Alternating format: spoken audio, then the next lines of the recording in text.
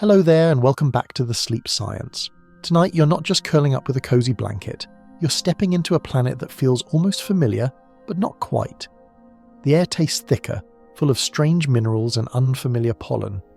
Trees are not the same shade of green you're used to. Some shimmer with a silvery gloss, others spread out in low fungal mats that give off faint bioluminescence.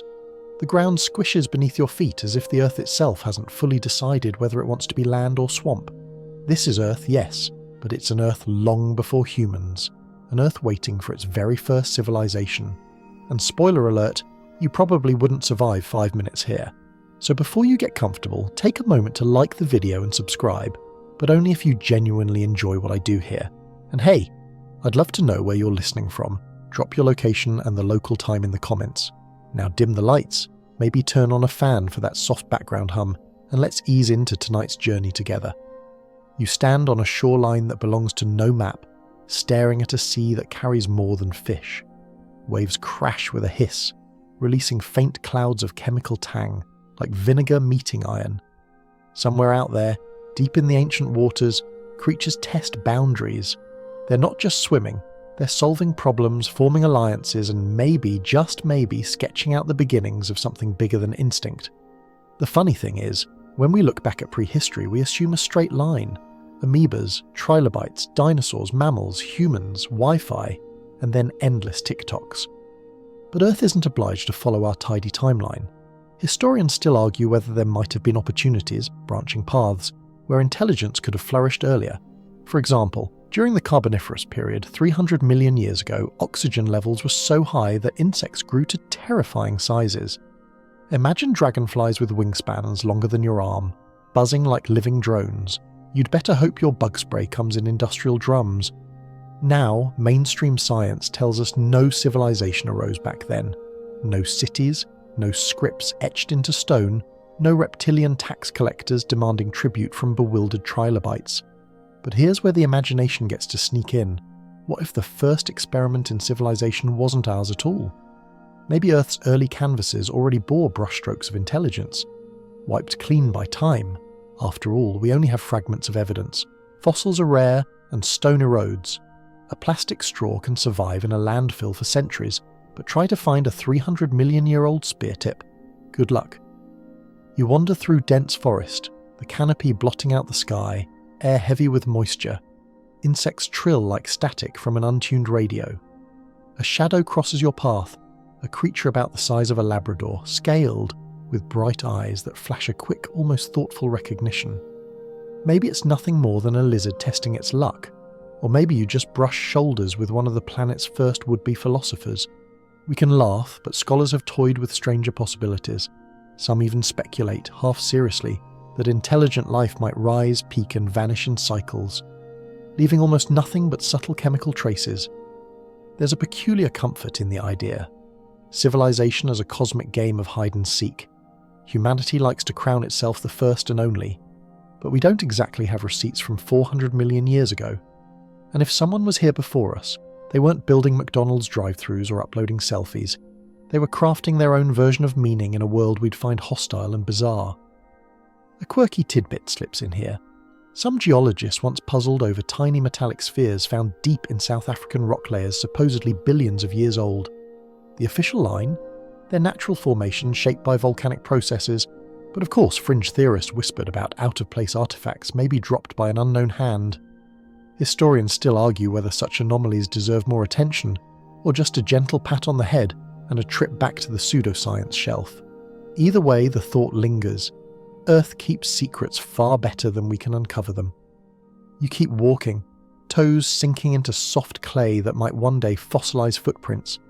Above you, a pterosaur arcs across the sky, though, truthfully, they wouldn't arrive for millions of years yet. Time feels folded here, like all of Earth's prehistory has been shuffled into one dreamscape. It's not a mistake, it's the sleepy logic of this journey. You aren't touring a museum exhibit with neat labels, you're drifting through possibility itself. The seas glimmer, thick with potential. Cephalopods, ancestors of squids and octopuses, are already showing flashes of intelligence in their real fossil record. Imagine if they hadn't stopped at clever hunting tactics. Imagine if, back in these ancient tides, They started arranging shells not as camouflage, but as decoration, even architecture. An octopus city, coral fortified, rising from the seafloor like a silent Atlantis. And here's the twist. Maybe they never left. Maybe they're still there, deep in trenches, having wisely decided that human noise and pollution make the surface world unworthy of their attention. The first civilization of Earth doesn't have to look like humans at all. It doesn't have to build pyramids or smartphones. It might leave behind art written in light patterns across a shoal, or songs carried through vibrations in water currents. It might count not with numbers but with rhythms of movement, and standing there, with your breath fogging slightly in the humid dawn, you feel that prickling realization: civilization is not a human invention, it's just a shape intelligence takes when the world is ready for it. So here you are, suspended in deep time, aware that the ground beneath you might once have been streets or roots, or nothing but a swampy nursery for creatures with dreams we'll never decode. You hear rustles in the undergrowth, splashes in the tide, and you can't help but wonder, is someone, or something, watching you back? The path ahead dips into a valley where the air grows cooler, a basin carved by rivers older than any myth humans would one day tell. Mist curls around the trees like ghosts reluctant to leave, and every rustle hints at lives unlike your own. Here, in this dreamlike time, the question presses against you like humidity. If humans are not Earth's first civilization, then who or what could be? You lean into the thought, letting it unfold in the same lazy rhythm as your footsteps. Candidates line up in your imagination, parading across the prehistoric stage. First come the reptiles, already tested by evolution, bodies built like tanks with minds we rarely give credit for. Crocodilians, for example, have been around for over 200 million years. Even today, they exhibit complex parenting behaviours, vocal communication, and problem-solving that would make some house cats look underqualified. Historians still argue whether intelligence truly requires warm blood, but picture a lineage of reptiles deciding not only to bask and bite, but to organise, a civilization of scaled architects raising stone-like mounds not for nests but for gathering, worship, and maybe even politics. You glance at a muddy riverbank where a creature surfaces, broad jaw, slit-pupilled eyes, patient as eternity. It watches you, and the stare feels calculated. For a fleeting second, you imagine it tallying your presence in some mental ledger, the way a shopkeeper notes inventory. The thought alone makes you shuffle your feet a little faster. And yes, I know what you're thinking. If ancient crocodiles really had a parliament, their debates would probably be slow, mostly naps interrupted by the occasional decisive snap of teeth. But hey, so are some modern governments. Then the ocean calls your mind again, urging you towards cephalopods.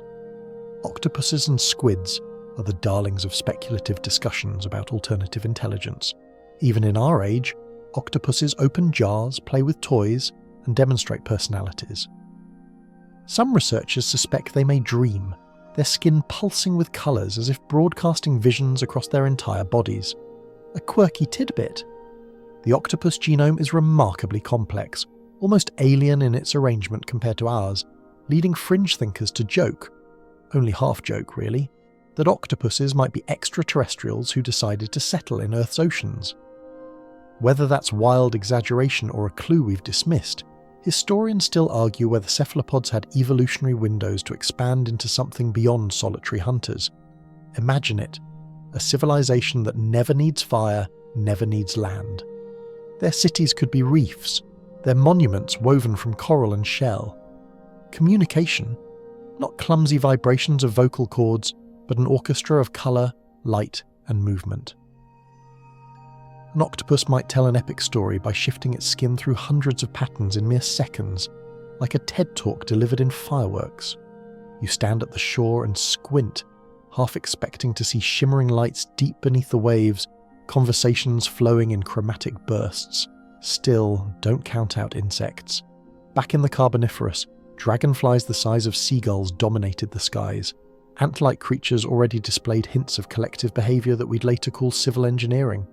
You think of ants today, capable of farming fungi, herding aphids, waging wars, and building labyrinthine cities underground.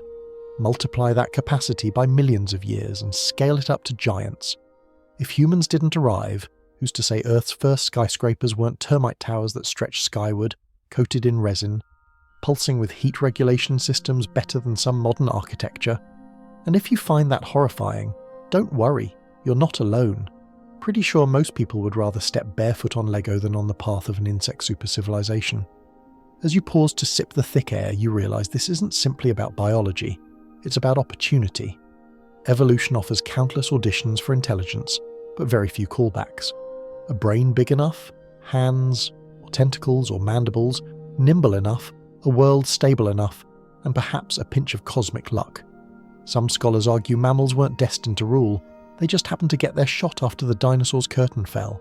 If that curtain hadn't, perhaps reptiles or cephalopods would be hosting YouTube channels right now, whispering their own sleepy histories. The forest path narrows, fungi blooming in clusters like soft lanterns.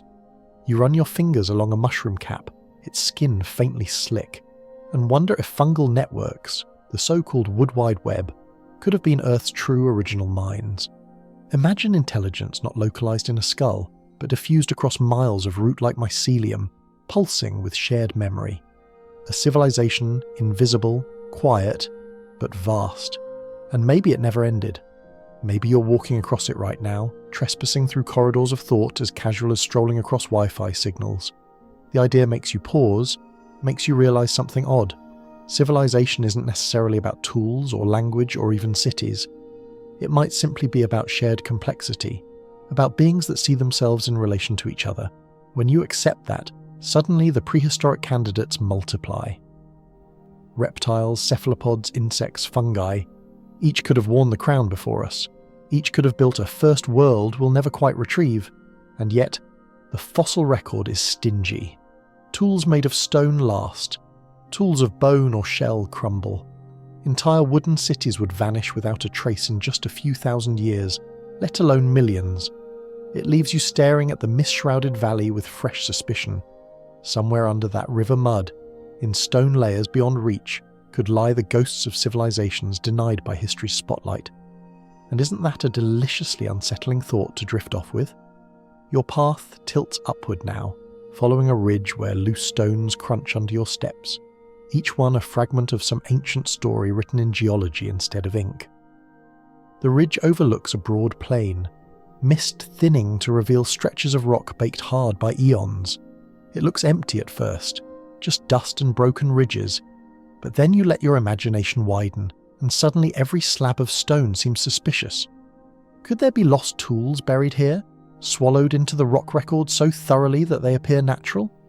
You crouch, fingertips brushing a smooth groove in a boulder, and for a drowsy second you wonder, tool mark or just erosion? The truth is, Earth's memory works like a ruthless editor.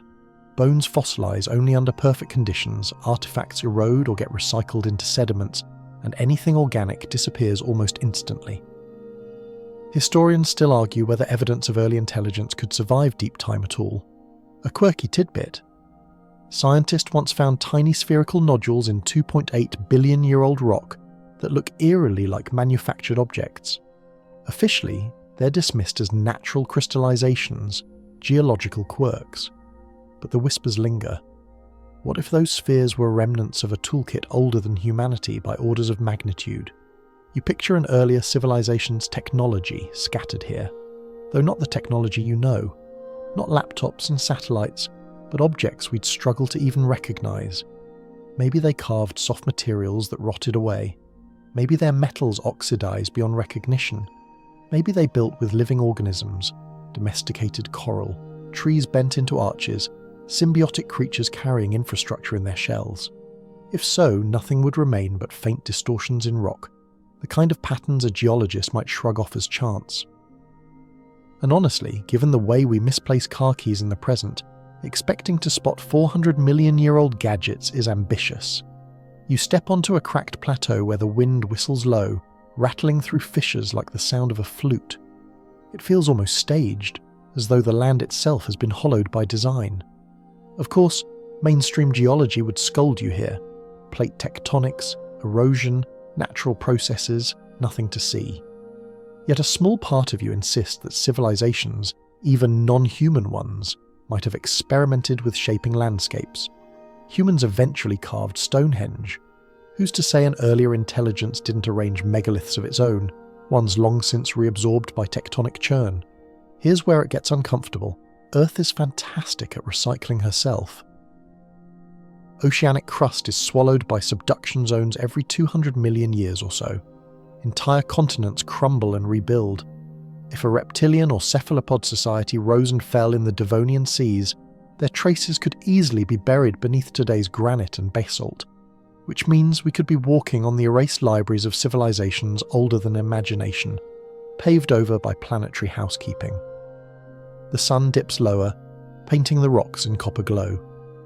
You notice odd, geometric-looking lines etched into a cliff face. They're just fractures, probably, but the angles line up almost too neatly. Historians still argue whether humans project order onto randomness, but your sleepy mind rebels against skepticism. You lean closer, tracing the groove, whispering to yourself, was this once a road? Or the base of a wall? Then you chuckle. If ancient termites built skyscrapers, maybe their street grid wasn't meant for us to understand anyway. And yet, even without fossils or tools, there are other ways to find ghosts. Geologists search for isotopic anomalies, chemical fingerprints left by unusual activity. Our own civilization has already littered Earth's crust with plastics, aluminum and radioactive fallout that will persist millions of years. If aliens studied our sediments far in the future, they'd know someone was here. Could a previous civilization have left similar signatures? Strange carbon deposits, sudden spikes in heavy metals. A quirky fact, there's a Paleocene-Eocene thermal maximum about 56 million years ago when global temperatures spiked dramatically, resembling the warming we cause today. Mainstream science attributes it to volcanic activity or methane release, but some fringe voices suggest, what if it was industrial pollution, left behind by someone else? You let that possibility sink in while the night sky opens, stars like white sparks caught on black velvet. It's humbling. If a civilization already rose and vanished, the only way we might know is through scars in stone and chemistry. And scars are easy to misread. One scientist's natural deposit is another's out-of-place artifact. It's like trying to reconstruct a lost novel from a single word scribbled on a torn page. You might get the genre, maybe the tone, but the story, gone. Still, your imagination refuses to surrender. You kneel, press your palm against the cooling rock and feel its roughness like braille. Maybe the first civilization never wanted to be found. Maybe their tools were designed to vanish, to biodegrade, to leave no trace. Perhaps permanence wasn't their obsession. Humans build skyscrapers and internet archives because we fear being forgotten. But what if earlier beings cherished impermanence, building things meant to dissolve back into nature as quickly as they arose? If so, we're not failing to find them, we're just respecting their wish to fade quietly. As the stars brighten, you step back, shoulders loose, caught between awe and sleepiness. The ridge around you seems to hum faintly, a lullaby shaped in stone. Civilization may have come and gone countless times before us. We in our arrogance may just be one more chapter, scribbled in sand before the tide sweeps it away. The plateau exhales its silence, and you follow it. Breathing slower, softer, eyes heavy, ears open for echoes you can't quite name. The stars above feel closer now, as though they're leaning in to listen. You find yourself tracing patterns across the constellations, but then the thought hits you. What if an earlier intelligence looked at these same stars and named them in ways we'll never know? Not Orion, not Cassiopeia, but something else entirely, mapped by minds that never used voices the way we do. You exhale slowly, realizing that the next step in imagining a non-human civilization is their language. And suddenly, the silence of the night doesn't feel empty. It feels like it's holding its breath. You pause at the edge of a clearing, the forest around you alive with chirps, clicks, and unseen wings. To humans, language is sound and symbol. But that's only one evolutionary lottery ticket. An octopus could change its entire skin in an instant, broadcasting emotions and messages in shimmering patterns. Imagine standing in a crowd where everyone's words ripple across their bodies like living neon signs. No need for alphabets carved into stone, the very flesh is the book, rewritten every second. Historians still argue whether communication must be permanent to count as language. but you can picture it. Stories painted in light, lost as quickly as they're told, yet understood deeply in the moment. You tilt your head and hear the ground beneath your feet. Subtle vibrations travel through the soil. What if insect civilizations communicated not by sound, but by rhythm? Ants already use pheromones and tapping to coordinate. Now scale that up. Entire symphonies of vibration, colonies conversing in seismic whispers, their language written into the earth itself. A quirky tidbit slips in here. Elephants today communicate through infrasound, deep rumbles too low for human ears, travelling miles through ground and air. If mammals can do it, why not ancient arthropod city builders? Perhaps their archives were not libraries, but seismic recordings, stored in the very pulse of the planet. You imagine walking into one of their lecture halls, not a room with chalkboards, but a vast cavern where walls hum with collective dialogue. Each participant sends out beats, pauses, or chemical bursts, overlapping like jazz improvisation. It's dizzying, but elegant. An entire university conversation without a single word. And the best part, no student could fall asleep unnoticed because your silence would literally stop the music. Yes, I know, that means fewer naps during class. Tragic, really. The night deepens, and with it comes the possibility of chemical language. Plants and fungi today already communicate through chemical signals. Picture a fungal civilization sending complex sentences through spores, each molecule carrying layers of meaning. They wouldn't need to speak at all. The air itself could be their scroll, their entire history floating invisibly, inhaled and understood instantly. You breathe in and wonder, are you already reading an ancient text with your lungs, the spores around you carrying a forgotten epic?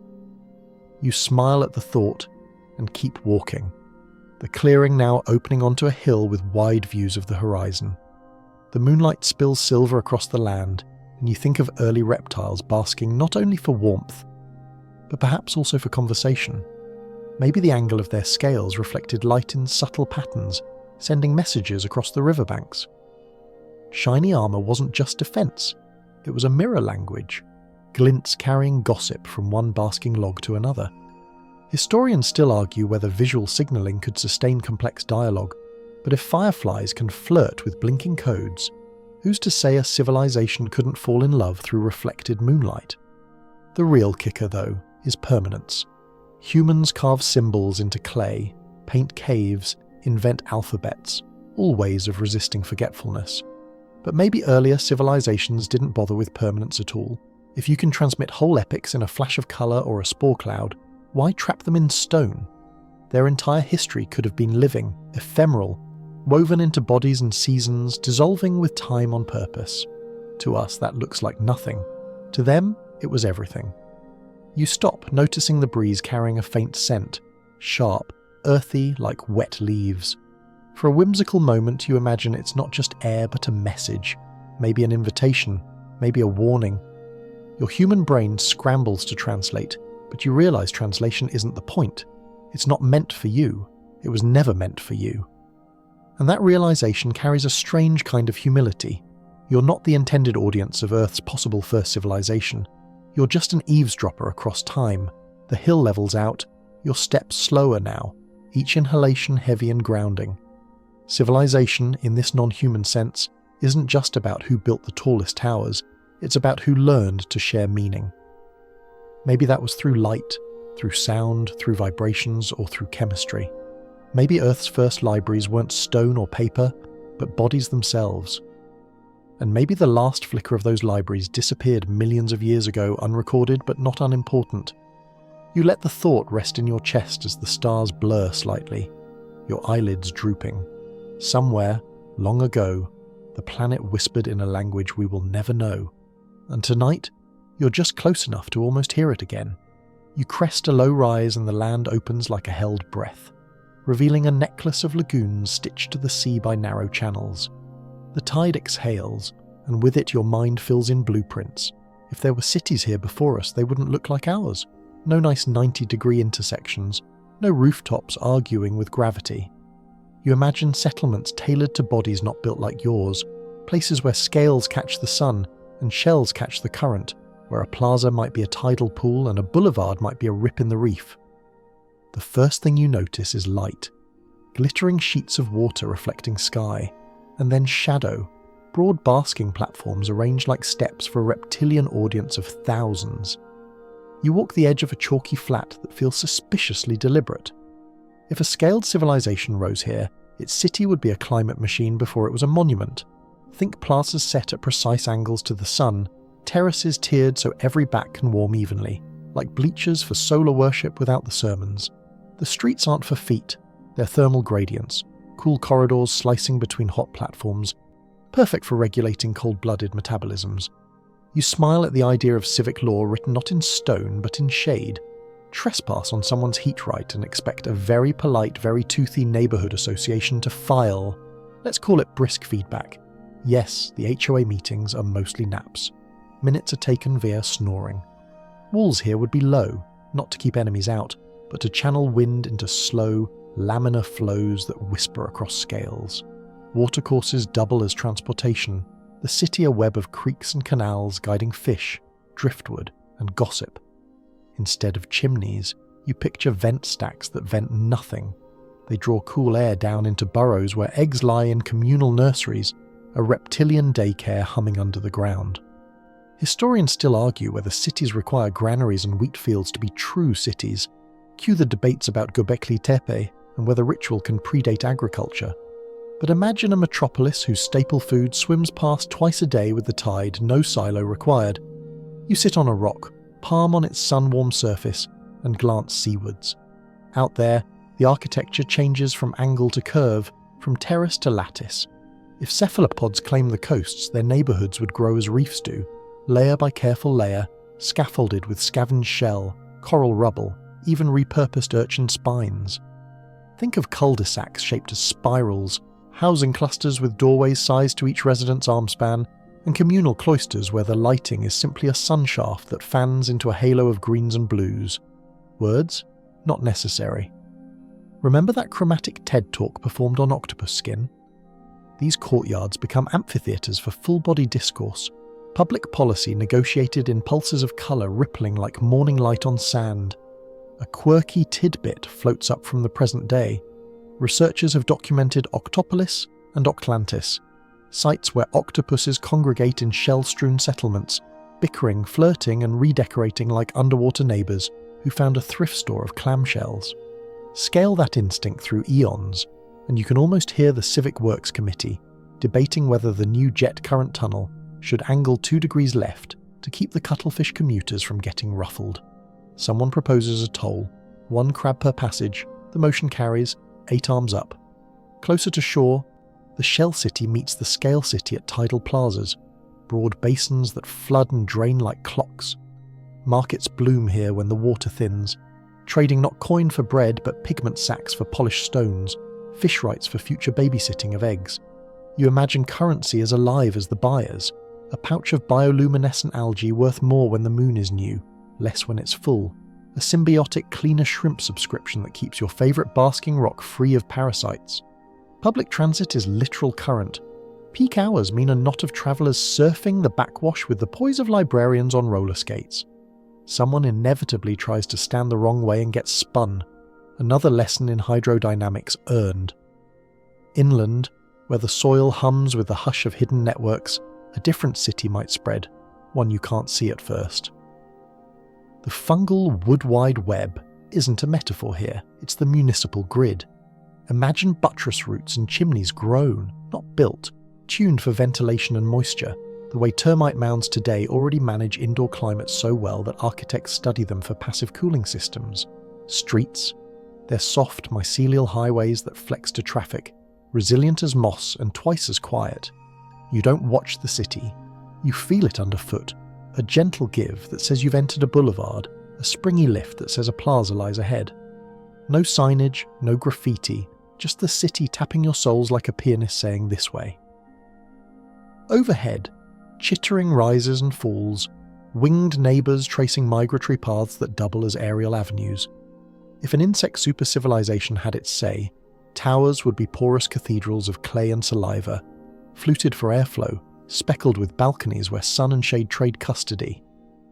We've poured plaster into ant nests and revealed sprawling labyrinths, an accidental sculpture garden of civic design. Ants today farm fungi, herd aphids, and wage synchronized warfare. Translate that coordination into stone, and you get administrative districts that operate like hearts, pumping traffic, resources, and rumour with precise rhythmic regularity. Your new least favourite committee meeting? The zoning swarm, of course. It's short, decisive, and conducted while everyone keeps building. Great productivity, terrible coffee. You pause at a brackish pool and watch ripples spread in tidy concentric rings. The geometry makes you think of humans, that old habit of straight lines and right angles. A mainstream historical fact slips in. Uruk, in ancient Mesopotamia, is often cited as one of the earliest true cities around 3500–3000 BCE, with monumental architecture and a form of writing. We, the latecomers, love rectangles. But these earlier hypothetical cities, scaled and shelled, prefer gradients, spirals, and flows. Their public squares are tide calendars. Their libraries are living reefs. Their courthouses are basking terraces where judgments melt as slowly as lizard eyelids. You stroll along a channel where the silt looks freshly combed. Maybe that's silly, just the tide, but you let your mind assign meaning anyway. Street sweepers here are burrowing crabs whose daily roots polish the community's edge. Night lighting? Bioluminescent algae seeded along the canal lips, brightening with agitation so that movement writes a comet tail map of who walked where and when. Privacy policy. If you don't want to be seen, learn to glide, or claim you were just phosphorescing for a friend. We've all used that excuse. Between districts, civic art blooms, structures that look decorative but do work, rippled breakwaters tuned to split storm energy, coral crescents that amplify certain frequencies so distant skin speeches carry without distortion, and forest glades planted in species that exhale a carefully curated bouquet for festival season. Side note, hermit crabs in our world already hold vacancy chains, swapping shells like a polite salty real estate ladder. Imagine a shell district's moving day, a whole block shuffling one size up while a municipal octopus waves traffic through with disgruntled elegance. Of course, not every citizen here is terrestrial, pelagic or fungal, many are seasonally both. The city flexes with them. During monsoons, plazas drown and become nursery lagoons. During droughts, channels shrink and reveal mosaics of stones that guide heat and footfall. Nothing fights the climate. Everything negotiates. Historians still argue whether adaptation counts as planning when it's embodied in instinct rather than blueprinted on tablets, but a city that breathes with tide and season might be more planned than any grid, just planned in coral and cuticle instead of ink. You climb a final dune and look back. The view arranges itself, terraces flashing with lizard calm, reefs quietly glowing with cephalopod discourse, towers riddled with insect ventways, and under it all the soft pulse of a fungal map. It's not a skyline, it's a skin line, the planet wearing civilization like a living garment. You feel the strange, sleepy urge to apologize for your shoes. These places aren't meant to be conquered by souls and surveys. They're meant to be inhabited the way a melody is, by breathing along. A breeze slides its cool hand across your neck. Somewhere a splash becomes laughter. Somewhere a hiss means good morning. Somewhere a colour bar across a mantle means new law, share the best rocks. You picture city elders conferring, a turtle who remembers the previous coastline, an octopus who knows where the currents tangle, a mantis who can read the air. Council minutes, written in shell rings, peelable and edible, snacks and records in one. That's good governance and better catering. As the light tilts toward amber, you realise the secret isn't that these cities vanished. It's that they were never trying to be permanent in the way ours are. They didn't carve themselves against time, they braided themselves into it. A plaza that becomes a pond and then a nursery and then a plaza again is not a ruin, it's a pulse. If you came back in a century, you might not find these exact shapes, but you'd find the habit, the choreography of scale and shell still here, still practicing the city like a song everyone knows by heart. You leave the tide plazas behind and follow a channel that tapers into reeds, where the city skin you just admired keeps breathing. But this time you notice its pulse isn't firelight. No smoke, no char, no blackened pots. The air smells like salt and wet stone, not ash. It dawns on you that if the first civilization wasn't human, it probably learned to power itself without taming flame at all. The soundtrack here is tidal, the meter solar. The chorus a hush of wind sneaking through vents, not the crackle of burning wood. You grin. Somewhere a human ancestor is clutching a damp fire drill, and these neighbours are already running an energy grid without a single match. Start with the basking terraces you left on the reptilian side of town. Those wide, sun-angled steps were already a hint. Imagine an urban plan built around thermoregulation. Plazas that warm your blood in minutes, shaded sluiceways that cool you like turning down a thermostat, and stone benches inflated with day heat that bleed it back at night. The city's battery is the rock itself. Phase change stores, sealed gourds filled with waxes, soften in afternoon sun, then harden after dusk, releasing that saved warmth into subterranean nurseries. No fire hazard, no smoke alarms, just a quiet exhale of stored sunlight. Peak sunbathing becomes peak energy hour, and yes, some lizard bureaucrat probably sells premium heat frontage like beachfront property. HOA fines apply for hogging the hottest slab. The penalty is a judgmental squint. Slip beneath the terraces and you'll find water doing even more work. Channels bleed through the bedrock, engineered, yes, engineered, to harvest small temperature differences between sun-washed surfaces and cool groundwater. That gradient drives convection, and convection drives ventilation, so eggs keep their perfect humidity, while public caverns stay breezy. In a world before fire, you convert every difference, warmth to cool, high to low, ebb to flow, into a tiny push. Enough tiny pushes, and you get a city that moves. Out where shell spirals and chromatic debates ripple through the reef, power comes in currents. Tides are the oldest, crankiest engine on Earth, and the cephalopod districts treat them like clockwork. Picture weirs that fill on the flood and empty on the ebb through gill-like slats, flexing valves and flap doors that wag with the surge, each flit of movement turning spindle spools entwined with kelp cable. Oscillating water columns hum in grotto mouths, air compressed and released with the waves, a natural pump organ that also powers slow-moving conveyors. Maintenance is easy. You just add shells. It's public works by tide chart, no coal required, and the only emissions are salty sighs and gossip. Lighting comes cheap and alive. Remember those bioluminescent curb lights along the canal lips? Multiply them. Civic lamps are hanging gardens of dinoflagellates and glow bacteria seeded in clear sacks. Stroke them, and the street writes itself in blue fire. Cephalopods can gossip after dark by dimming and brightening the walls. Code spelled out by algae. It's beautiful, and it means a blackout is just a nap. City ordnance, please refrain from prank splashing the lamps to spell rude words. Violators will be mildly shamed in tasteful teal. You pause at a silt bar where reeds tick against your ankles. The insect towers in the distance breathe like bellows. Every breeze that brushes their flutes becomes motive power. Termite mounds today already run world-class HVAC, sculpting pressure differences with spires and skins. Scale that habit into turbines disguised as ornament. Inside, stiff hairs, piezo-like bristles, bend and rebound, trickle-charging living capacitors, proteins that switch state and store tiny dribbles of energy. 1,000,000 hairs equals a street's worth of gentle motion, enough to drive drip pumps, open pollen doors, and run the city's most scandalous machine, the elevator leaf. It rises and falls on breeze alone, and yes, someone is always late because the wind wasn't feeling it. Underfoot, the fungal grid does what it loves, eat and share. Compost vaults, gargantuan warm bellies of mulch, ferment waste and exhale heat to incubators. In their damp edges, microbial fuel cells sip electrons from bacterial banquets.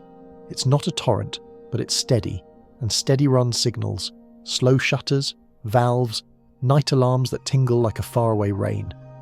A quirky tidbit sneaks from human history here, the so-called Baghdad battery, clay jars with metal bits some insist were ancient cells.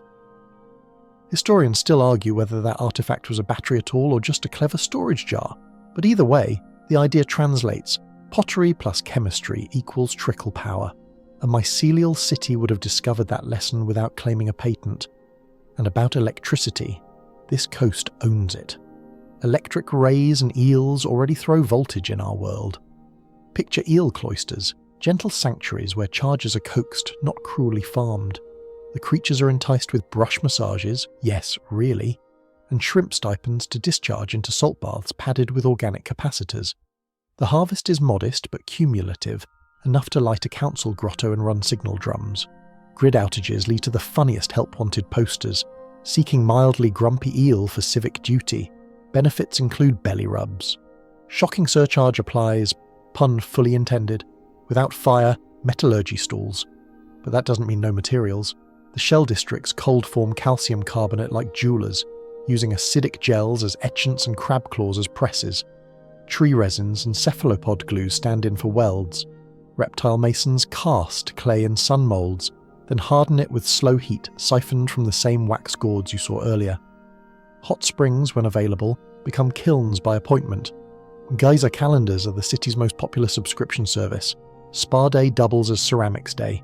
Sensible, efficient, a little steamy. Transport also leans on clever physics. Kites the size of patio umbrellas yank cargo along beach railways, their lines singing. In water, vented sails ride internal waves, those hidden swells between layers of different temperatures, towing barges like sleepy ghosts. Fisherfolk tow charge their bundles by letting them bob in the reef's breath. The up and down of swell pumps bellows that squeeze dye or raise sluice gates somewhere else. There's a lot of somewhere else in this city's energy model. Everything is coupled to everything, an orchestra of levers where a splash equals a switch. You recall a mainstream historical fact. Evidence from Wonderwerk Cave in South Africa suggests early humans controlled fire roughly 1 million years ago, a pivot that eventually let us cook food, harden tools, and scare away long-toothed roommates. Here, though, the pivot never needed flame. Energy is ambient, borrowed, not burned. Your hosts skim power from differences like pickpockets lifting coins from pockets of time. It's elegant, and a little infuriating if you've ever paid a heating bill. Tucked between mangroves, a clinic breathes cool salt through reed stacks. Medicine runs on gradients too, poultices chilled in evaporative jars, heat packs warmed by afternoon stone, light therapy beamed from sun shafts filtered through ponds seeded with green spark algae. Diagnostics are tactile and chromatic, patterns spread across a caregiver's mantle or wrist skin, amplifying faint pulses into readable maps. The triage rule is practical. If the tide's wrong, the procedure waits. Also, please hydrate. All patients get a complimentary sip of brine tea, delicious if you're an urchin. What about computation? Before you leap to abacures, remember your earlier joke about the city that's a melody. Here they compute with flow. Hydraulic logics, sluices that flip at certain thresholds, record votes, and tabulate catches. Slime moulds, which in our world solve mazes for fun and oats, are coaxed into civic planners, their hungry veins mapping the least resistance routes for new canals. No smoke, no circuits, but plenty of signal. The city's processor is wet, and it hums. If you're worrying about carbon scars, you can almost relax. A civilization like this leaves faint fingerprints, altered silt patterns, curated reefs, isotopic quirks where compost ran hot for centuries, but no soot layer, no metal bloom. If someone in the far future sifted the strata, they might shrug, call it anomalous biogenic structure, and go to lunch. That's the joke. Success here is invisibility later. You step onto a causeway that purls with trapped tide, feeling the tug through your ankles. For a moment you wish you could plug your phone into this place, borrow a bar from a passing wave. Instead you borrow patience. Energy here is a practice, not a product. You harvest and hand it on, you share. Spotlight, then shadow. Flood, then drain. The grid isn't a monster in the basement. It's the weather, the moons, the breath of stone. You look back toward the terraces, toward Octopolis's shell deck chatter, toward the breathing towers and the warm-bellied compost halls, and you realise the first civilization didn't light a match because it never had to. It orchestrated what was already playing, and in a drowsy corner of your mind, a tiny jealousy smiles. Imagine living where the utility bill reads, paid in sunlight, tide, and a little patience. Okay, and 1 eel belly rub. Fine. 2. The channel you've been following eventually spills into a lagoon as calm as glass, where the surface mirrors not just the sky but also your own weary reflection. You watch ripples stitch across the water and catch yourself wondering, what sort of minds once peered into this same mirror? If intelligence here belonged to cephalopods, reptiles, or fungi, their philosophy wouldn't look like Plato's dialogues or Descartes' grumpy, "I think, therefore I am."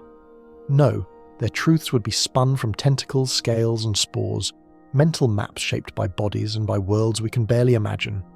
You let your feet sink into the mud at the shore, cool and squishy, grounding you as you drift into the idea. A reptilian philosopher, for instance, wouldn't write treatises about fire or reason. Their very metabolism is dictated by sunlight, so their schools of thought might literally be arranged in temperature gradients. Picture a circle of basking slabs, each with slightly different warmth, and thinkers sprawling across them according to mood, the hot stone for passionate argument, the cool one for detached analysis. The text isn't written, it's embodied in the choice of seat. Historians still argue whether philosophy requires abstraction, but you can imagine a reptilian sage declaring, "Truth is the balance of shadow and heat." Shift now to the lagoon's deeper waters, where octopuses coil in coral cloisters. Their philosophy would swirl as fluidly as their limbs. Imagine time conceived not as a line, but as a tide, ebbing, flowing, returning.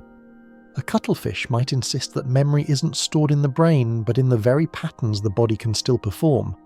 To remember is to reenact the colour shift, to replay the dance. Death? Perhaps not an ending, but a final dissolve into the reef, one more pigment returning to the collective mural. A quirky tidbit. Modern octopuses live only a few years, but in that short span they demonstrate remarkable creativity. Speculative thinkers today sometimes joke that if octopuses lived as long as parrots, humanity might already be renting apartments from them. Back on land, fungal philosophers hum beneath your feet.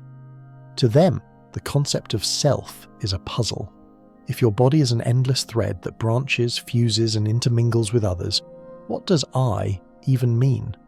Their schools wouldn't debate dualism or idealism. They'd debate whether individuality is a useful delusion. Picture a forum not as an amphitheatre but as a meadow, spores released in bursts, each cloud carrying a thought swirling with others, then drifting away to dissolve. Imagine arguing by scent. It's messy, but it's collective, and maybe they'd tell us humans that our obsession with owning ideas is as silly as trying to trademark the wind. You glance up at the night sky reflected in the lagoon, and hear the philosophies overlap. What do stars mean to minds that aren't ours? A reptile warmed by sunlight might see the heavens as an endless promise of heat, divine lamps to chase. A cephalopod pulsing in colour might see constellations as fellow storytellers, broadcasting light patterns across eternity. And a fungal network, feeling the subtle rhythm of seasons, might treat stars as the clock face of their underground calendar. The philosophies diverge, but they all bend toward one shared thought. The cosmos isn't indifferent, it's conversational. Of course, philosophy often sprouts alongside humour. You chuckle, imagining a reptilian stand-up philosopher cracking a joke about warm rocks. The slab is always hotter on the other side, to a chorus of slow, satisfied nods, or a cephalopod puzzling over metaphysics by flashing stripes across its mantle, only to be interrupted by a cheeky neighbour strobing rude doodles in reply. Even fungal thinkers get sassy, one network deliberately releasing extra bitter compounds into another's roots, the mycelial equivalent of a sarcastic eyebrow raise. Philosophy, it seems, always leaves room for hecklers. Mainstream history gives us Socrates in the agora, Confucius in the village, the Buddha under a fig tree. But if you zoom back farther, millions, even hundreds of millions of years, the first true contemplatives might have been reptilian sages sprawled on riverbanks, or octopus councils painting the water with pulsing skin, or fungal collectives humming below a forest floor. Historians still argue whether contemplation without writing counts as philosophy, but you sense it does.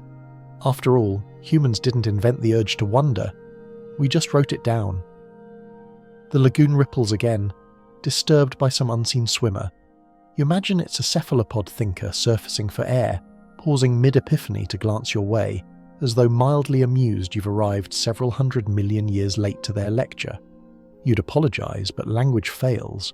All you can offer is a sheepish grin and the thought that maybe wisdom is less about answers and more about showing up, even belatedly. You stretch your arms, let the night's quiet deepen. Somewhere under your toes, under the tide, under the stars, philosophies once bloomed that had nothing to do with humanity at all, and for a sleepy moment you feel oddly comforted. Thought is not ours alone, it's Earth's habit, and Earth, generous host that she is, keeps passing the torch, or the tide, or the spore, to whoever shows up ready to wonder. The lagoon fades behind you as you climb a ridge fringed with palms and vines, the kind that drip resin and hum faintly with cicadas. The night sky arches broad, stars dense and ancient, and you feel that tug of ritual, the same tug that humans once felt huddled around fire. Except here, no fire. These beings who may have risen before us shaped their myths and ceremonies without sparks or smoke.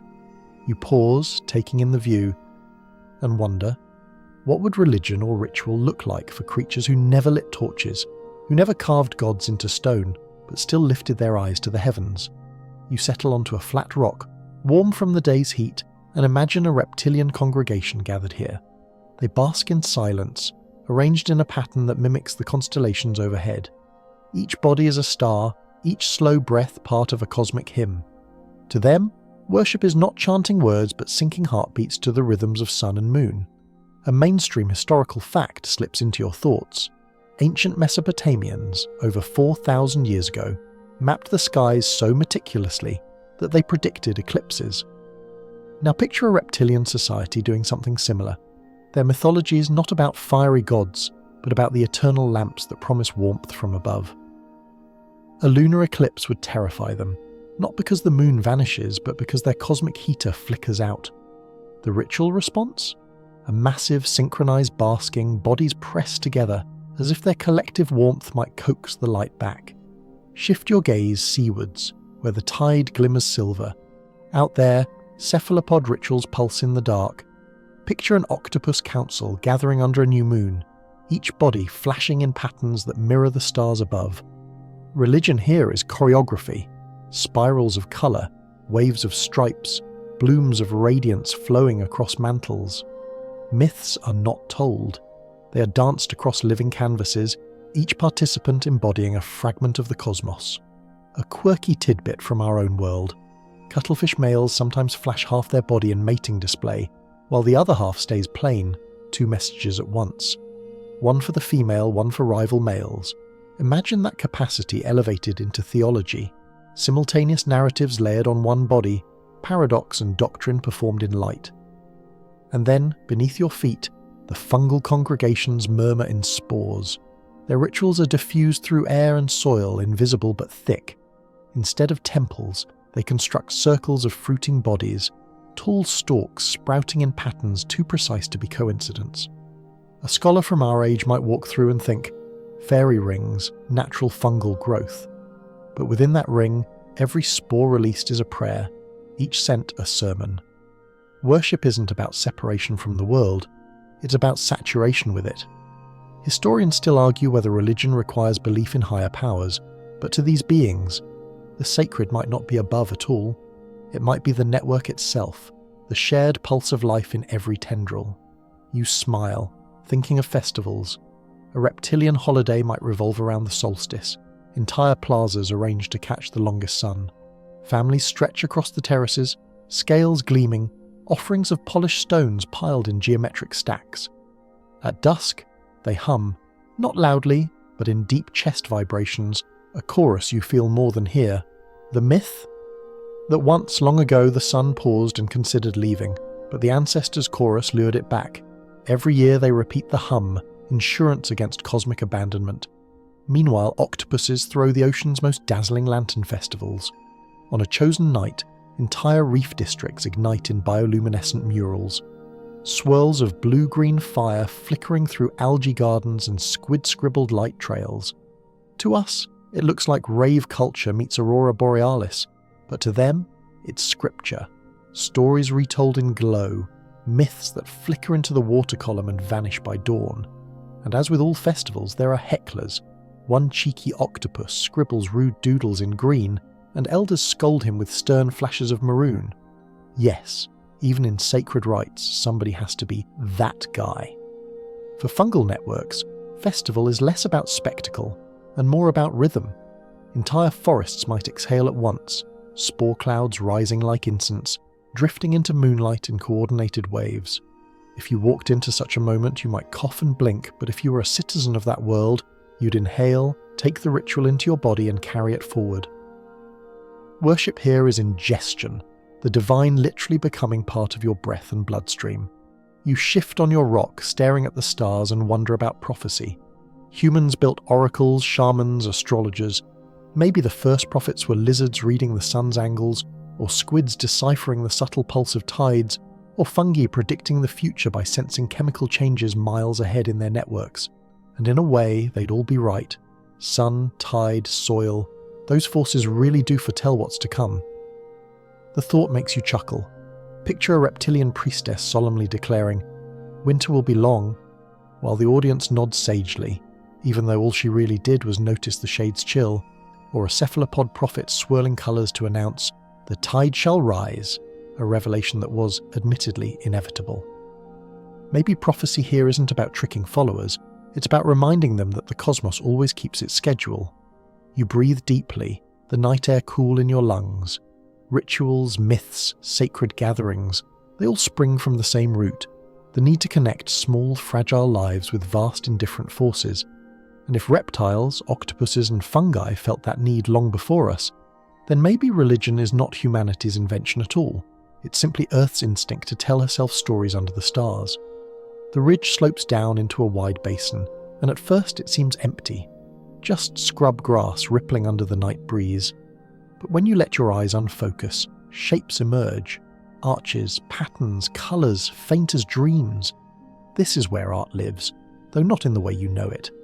If Earth's first civilization wasn't human, then its creativity wouldn't be strokes of ochre on cave walls or flutes carved from bone.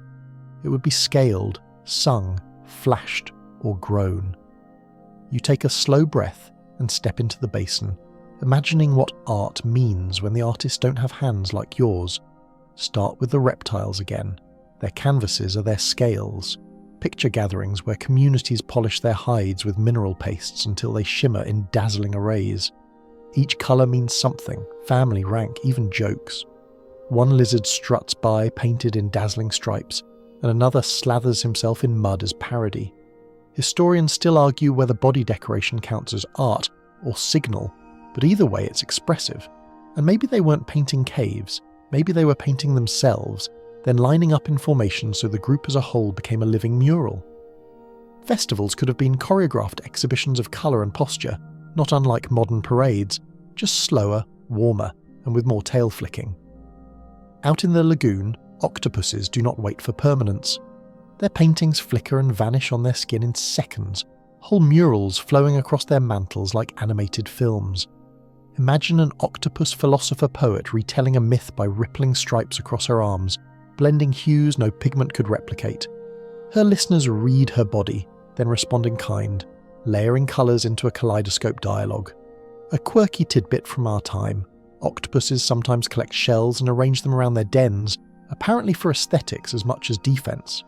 Scale that behaviour up, and you have undersea sculpture gardens, mosaics of coral and shell designed to dazzle visiting neighbours. Who needs the Louvre when you can swim through a reef that is both home and gallery? And then there are the insects. If ants today farm fungi and weave leaves into bridges, their ancestors could just as easily have been sculptors. Termite towers already resemble spires, with fluted buttresses that architects envy.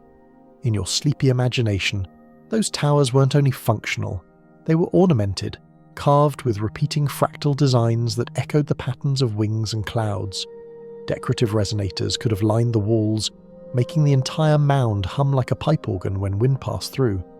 The whole colony would live inside an instrument, the walls vibrating in subtle harmonies, a perpetual soundtrack of home.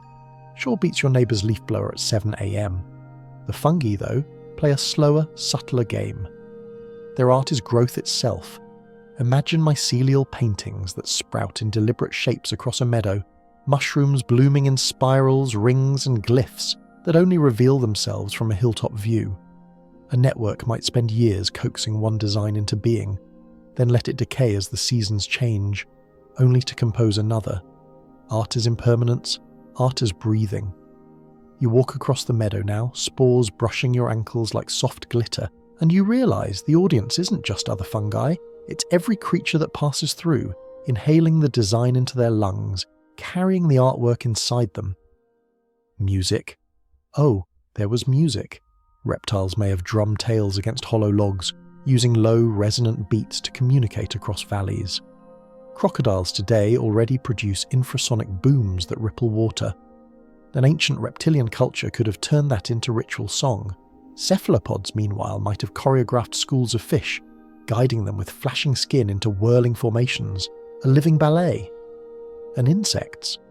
You've already heard their orchestras in summer nights. Imagine that multiplied. Crickets syncing chirps into layered symphonies, cicadas timing emergencies to crescendo into multi-year operas. Historians still argue whether rhythm is universal, but here it feels inevitable. Even the wind seems to be keeping time. Architecture itself was likely an art form. Where humans later built ziggurats and pyramids, insects had towers, cephalopods, reefs, reptiles terraces, fungi rings. Each structure doubled as function and expression. To walk through one of these cities was to walk through a gallery, every wall humming, glowing, or pulsing with significance. You picture yourself stepping into a cephalopod council hall, walls lined with shell mosaics that shimmer as the tide moves, floor patterns arranged to guide light shafts, acoustics tuned so every colour flash echoes in ripples of sound. It's not art separated from life, it is life. And of course, art includes humour. You can't resist picturing a cheeky octopus rearranging shells to make crude caricatures of a rival, or a termite sculptor deliberately building a spiral staircase that leads nowhere, just to confuse passers-by. Maybe one reptile paints himself with absurd stripes, just to provoke laughs, the prehistoric equivalent of a stand-up routine. Tailslap jokes probably killed in those days, though killed might not always be a metaphor. Mainstream history tells us that the oldest known human art comes from cave paintings in Chauvet and El Castillo, 30,000 to 40,000 years ago. But art doesn't begin with humans, it's a habit of life itself. Birds today weave intricate nests, pufferfish sculpt perfect sand mandalas. Why wouldn't ancient reptiles, cephalopods, and insects have expressed themselves just as flamboyantly? The only reason we don't see it now is that their mediums, scales, shells, spores, were too fragile for the fossil record. Time erases, but imagination restores.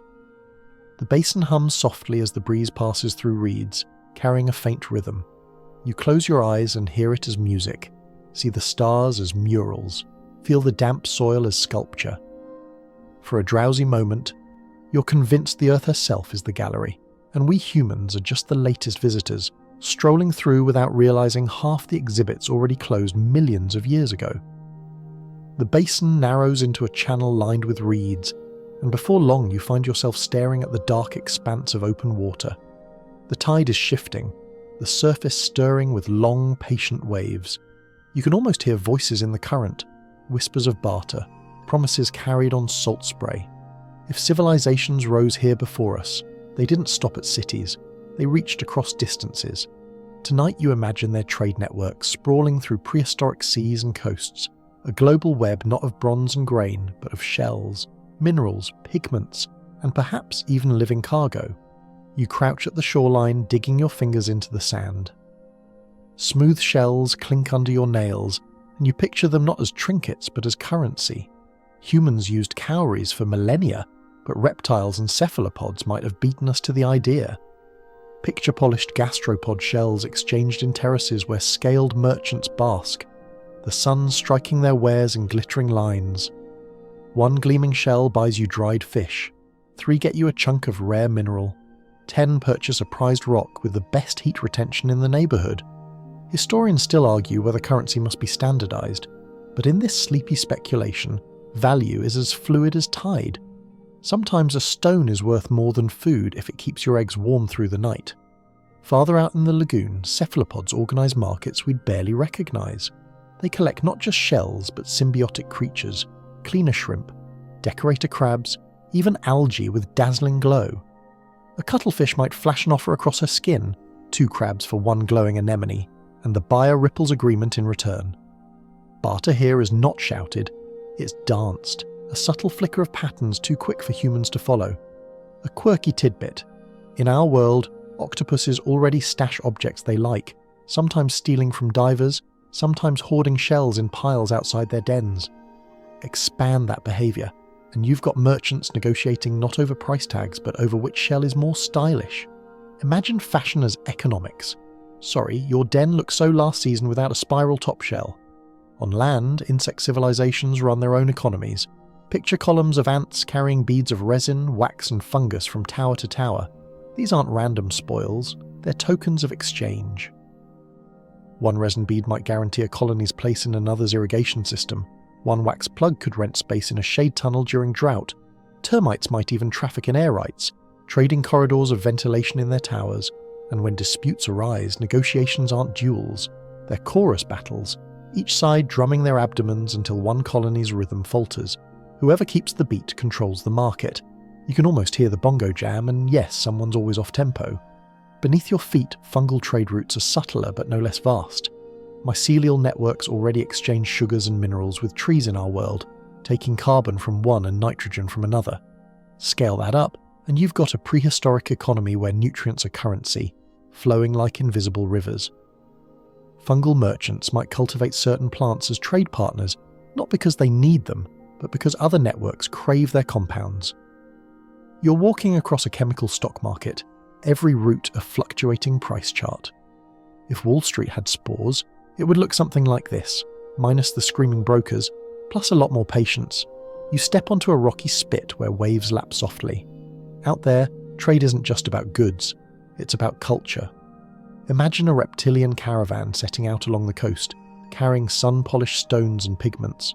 When they meet cephalopod traders, it's not just shells they exchange, it's stories, myths, dances. The octopus flashes her star myth across her body, and the lizard responds by arranging polished stones into constellations on the sand. Both leave richer, both convinced they've gained the better bargain. A mainstream historical fact surfaces here.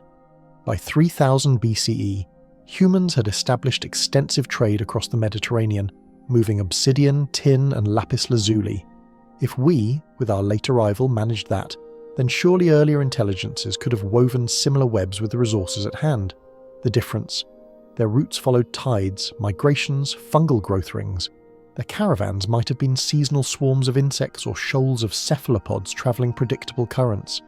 The Silk Road is a modern invention, but the Shell Road, or the Spore Road, could have been just as real, just erased by time. And of course, every market breeds conflict. Imagine one cephalopod merchant tricking another by painting false patterns, only to be discovered when the colours smudge. Or a reptilian trader hoarding the best basking stones, triggering a quiet embargo. Or fungal networks releasing bitter chemicals into rivals' routes, the prehistoric version of a tariff war. Yet despite the disputes, trade itself persists.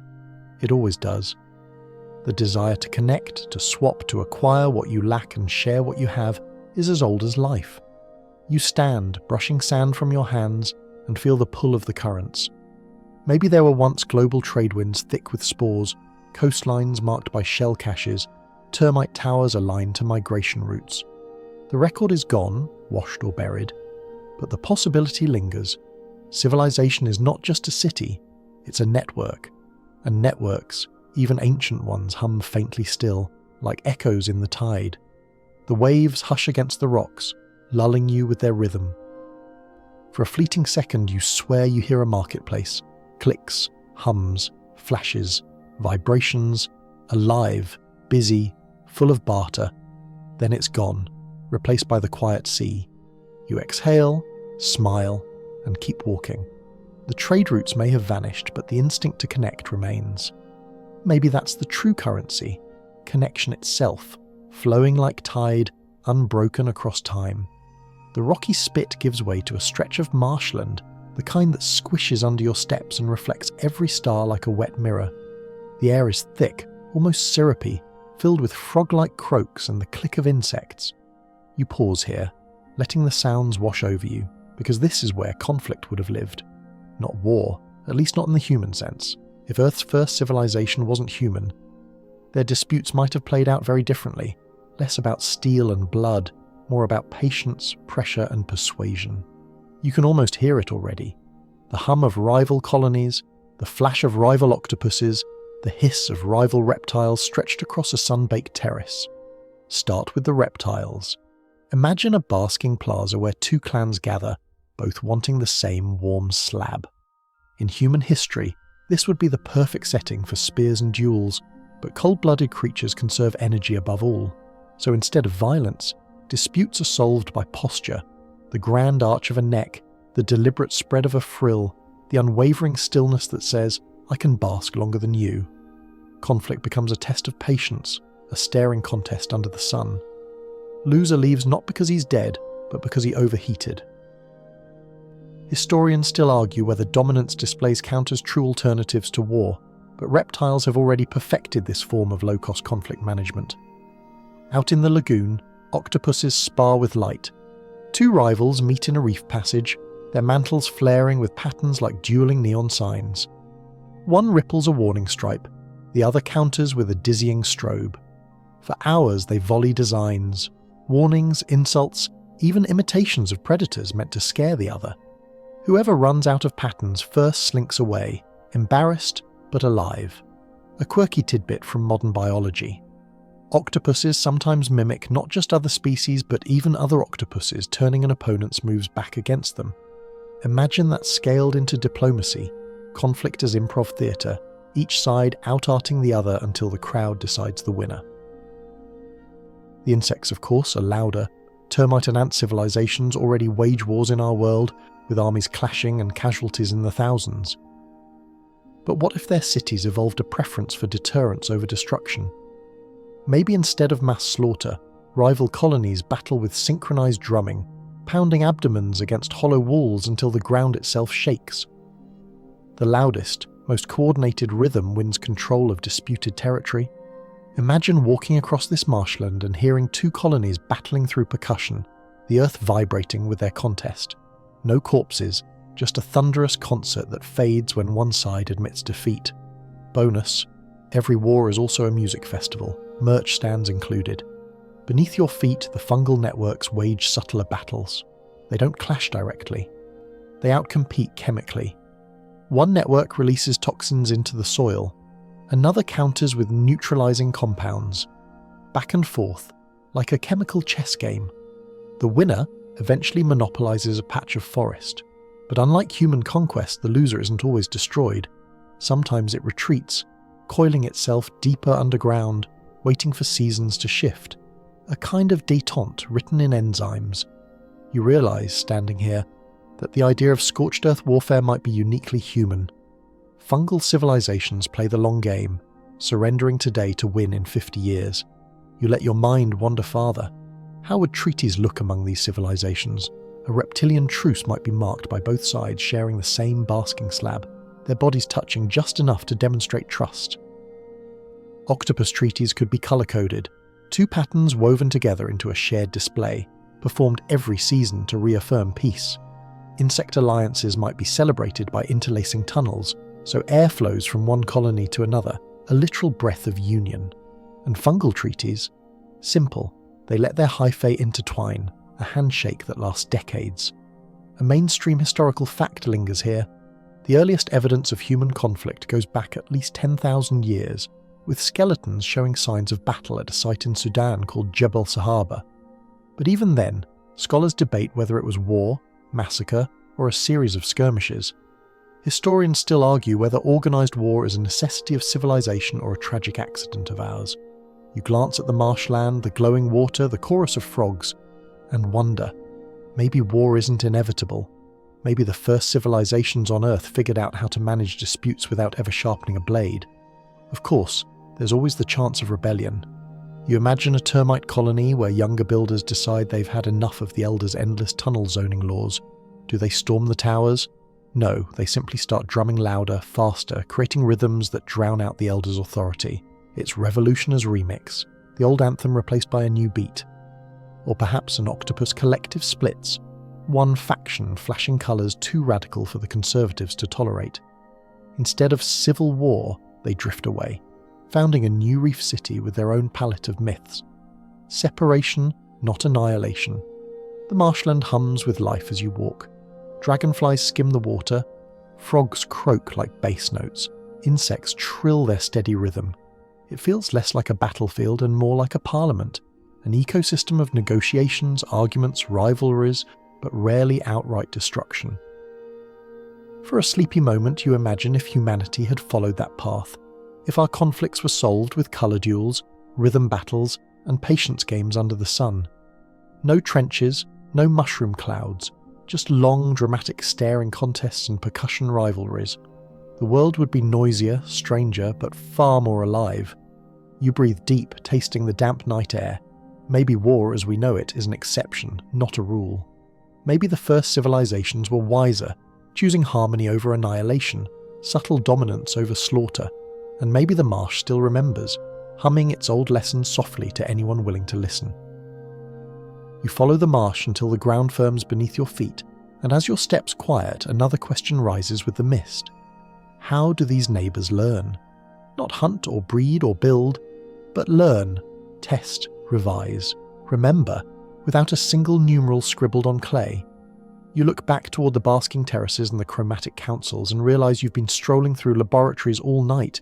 You just kept expecting chalk dust. Here, science doesn't bloom from equations on a board.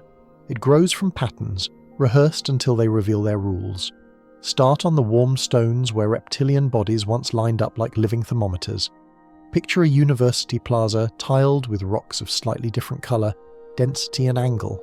Students, sleek and sceptical, sprawl across each tile at dawn, then rotate on a schedule mapped not to bells, but to sun. The result is a chart you can feel, which stones heat fastest, which hold warmth longest, which soothe a fevered egg, and which sear a careless tail. Hypothesis: darker stones warm quicker. Test: take a nap here, then there. Conclusion: published by Posture. Everybody sees who naps where the longest. Peer review is literal, a dozen eyelids half close in judgment, and if you're imagining a lizard dean declaring, "more replication," you're not wrong. The grant application is just a very serious head bob. Out in the reef, octopus research looks like choreography. One group arranges identical shells along a current and then changes their skin patterns to track how the flow distorts the stripes. When the lines wobble a certain way, they know the water is turning. Eddies here, lamina there. No math symbols needed, just a library of remembered distortions, a visual calculus written across mantles. Another cohort, call them the neat freaks, collect pebbles of different textures, tossing each through a sunbeam to measure how shadows blur. From this they build light maps of their city, predicting where a predator's outline will vanish best. Results are reported in public performance. Stripes ripple, elders nod. It's a journal club with jazz hands, and somehow it's rigorous. The insect districts hum like wind tunnels. Imagine galleries riddled with slits and spirals that turn breeze into tones. Engineers here aren't crunching Reynolds numbers, they're tuning the song of the air. Workers adjust an opening a hair's width and listen for the pitch that means adequate ventilation without parasite drafts. If the mound sings sour, the design is off. If it sings like last year's perfect drought lullaby, construction continues. Historians still argue whether science requires formal mathematics or simply systematic observation. And the towers cough politely to say, look, it's both if you listen long enough. Beneath it all, fungi conduct the planet's gentlest trials. A mycelial district lays down two paths through soil, one laced with bitter compounds, the other sweet, and lets roots choose. Over weeks, the network measures flow by how far the sweetness travels, then adjusts its own architecture accordingly. No numbers, but plenty of thresholds. If X scent fades by whilst dawns, reroute. Their lab notebooks are chemical gradients, their graphs are shifting flavours. A passerby inhales and knows the result. The air tastes confidently of go left. And yes, the snack table is terrific. Everything is, in a sense, the snack table. You pause at a shallow pool, remembering how humans drifted here too. Polynesian navigators once crossed astonishing distances without instruments, reading swells, star paths, birds, and even the shimmer of clouds that betray hidden reefs. That's a mainstream historical fact that should make any spreadsheet blush. A science of the body, of pattern memory, as precise as any sextant. If they could sail an ocean by listening to the sea's grammar, then a cephalopod academy of currents suddenly feels inevitable. There are control groups, though the term is comically literal. Reptiles compare eggs in shaded burrows to those on mid-warm platforms. The group that thrives sets next season's policy. Octopuses run A/B tests with cleaning shrimps. Left den hires the red ones, right den the blue, and survival stats are, well, visible. Insects block a tower vent for a week, carefully with an apology note, and record, by rhythm, whether humidity climbs into the mold zone.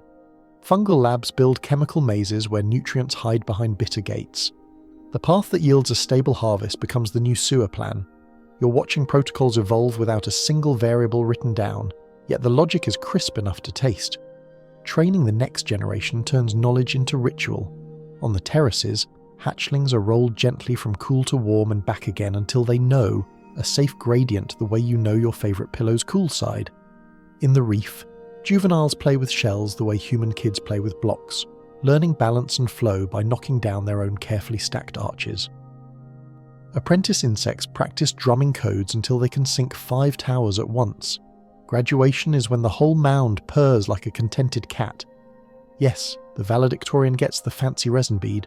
No, you cannot eat it during the ceremony. Publication is public and perishable. A lizard breakthrough, say the discovery that mottled rocks prevent overheating, becomes a carved pattern on plaza edges, a diagram of shade bites and sun tongues that will erode by next monsoon, forcing the community to re-demonstrate and thus reprove the finding. Octopus results are encoded in sequences of colour over festival nights, repeated annually so memory doesn't decay with the storytellers. Insects sculpt review comments right into the walls, tiny ribs that correct last season's failed airflow. Fungi broadcast an updated edition via spores, an aroma that says version 2.0, now with 30% more magnesium. It's all open access, the paywall is patience. You think of a quirky tidbit from our own laboratories. Slime moulds with no brain at all can solve mazes and even approximate efficient transit networks, tracing shortest paths where humans would reach for graph paper. If ooze can compute with hunger and habit, then a mycelial city can run civil engineering on appetite and scent. The brain, it turns out, is optional, persistence is not. Of course, mistakes happen. A new terrace stone sings too hot. Hatchlings scramble, elders hiss, policy changes before noon. A reef mural that looked like a safe shadow turns out to mimic a predator's outline a little too well. Attendance drops, criticism flashes, an insect vent chokes on monsoon mud. The backup chorus booms while a work crew chews a temporary airway. Fungal treaties sour when a shared route line carries an unexpected blight. Apologies are exhaled, bitter and sincere until the soil tastes civil again. Replication here isn't a statistic, it's a season. If your clever trick survives 3 floods, congratulations, it's knowledge. Humour sneaks into the lab too because researchers everywhere bicker with the universe. You can almost hear a reptilian technician mutter, "We controlled for cloud cover, we did not control for that pelican," as a fish thief wrecks the timetable. Or an octopus PI scolds a grad, 8 arms crossed, because someone rearranged the shells alphabetically. We don't even have an alphabet glimmer. Meanwhile, an insect engineer proposes naming the new vent series Breezy McBreezeface, and the committee regrets allowing public input. There's an ethics board of sorts.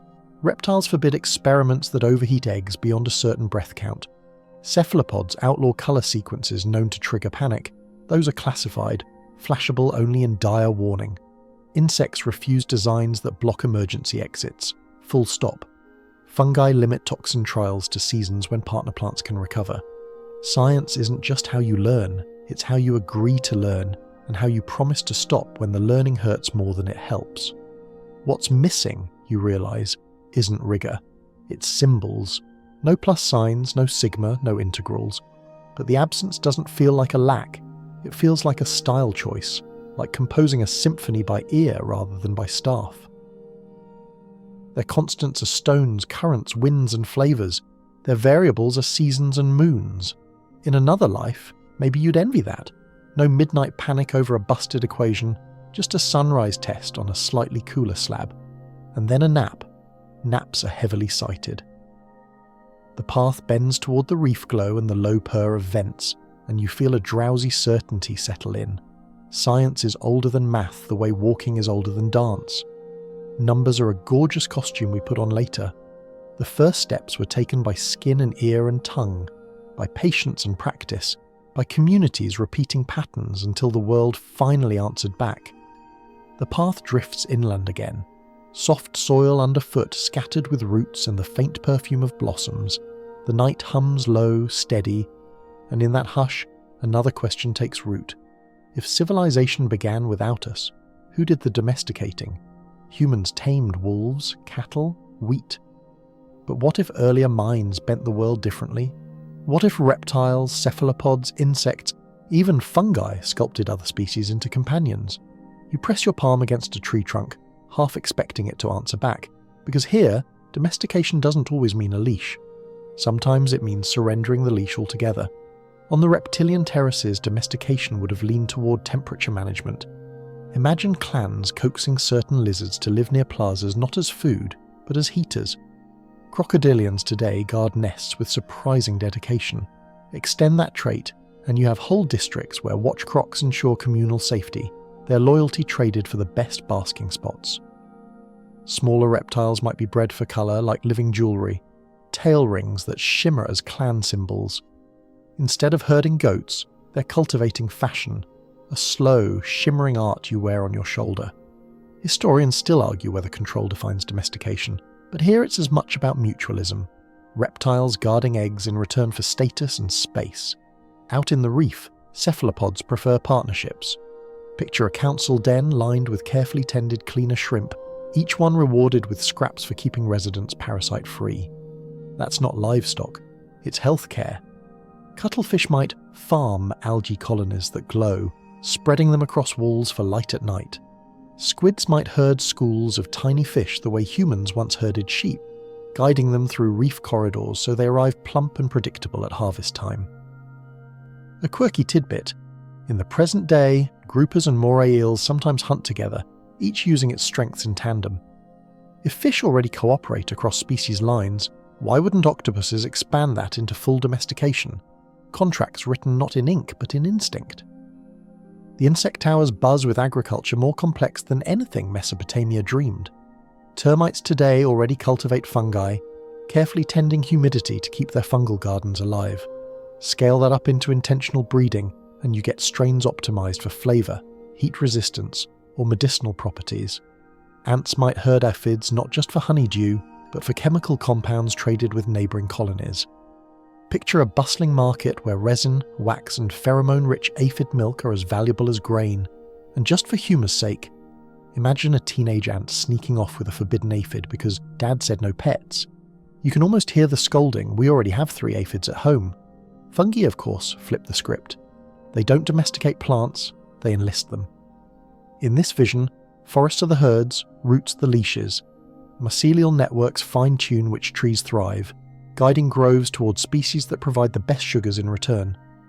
The forest itself becomes a garden, carefully curated not by axes or ploughs but by unseen negotiation. Animals too might be recruited. Spores hitch rides on beetles, on reptiles, even on the soft scales of basking giants. It's a form of domestication in reverse. Fungi shape others by dependency, until every footstep, every graze, every migration route serves the network's needs. Historians still argue whether this counts as domestication or just manipulation, but the difference feels academic. The result is the same, a planet subtly organised by underground hands. And then there's the unsettling thought, what if we were the pets? Imagine an insect civilization keeping early mammals around as cleaners, their fur catching spores or dust that colonies found useful. Or a cephalopod society tolerating primitive hominids along their shores, tossing them scraps in exchange for labour, the way we toss bread to pigeons. You wince, then laugh. The idea of humans as domesticated beach apes is humbling, though not impossible. A mainstream historical fact reminds you that wolves may have domesticated themselves by scavenging near human camps. Why not us, lingering near older masters, learning habits from them? Maybe the leash was never ours to hold first. Domestication here isn't always about utility. There's companionship too. Picture reptilian children raising small amphibians as playmates, teaching them tricks under the sun. Imagine octopus families nurturing bioluminescent jellyfish, carrying them like lantern pets during nighttime rituals. Insect colonies might elevate beetles as mascots, each family line passing down a prized iridescent scarab. Fungi might simply revel in symbiosis, weaving certain plants so tightly into their networks that the two become inseparable. A companionship measured in centuries, not lifespans.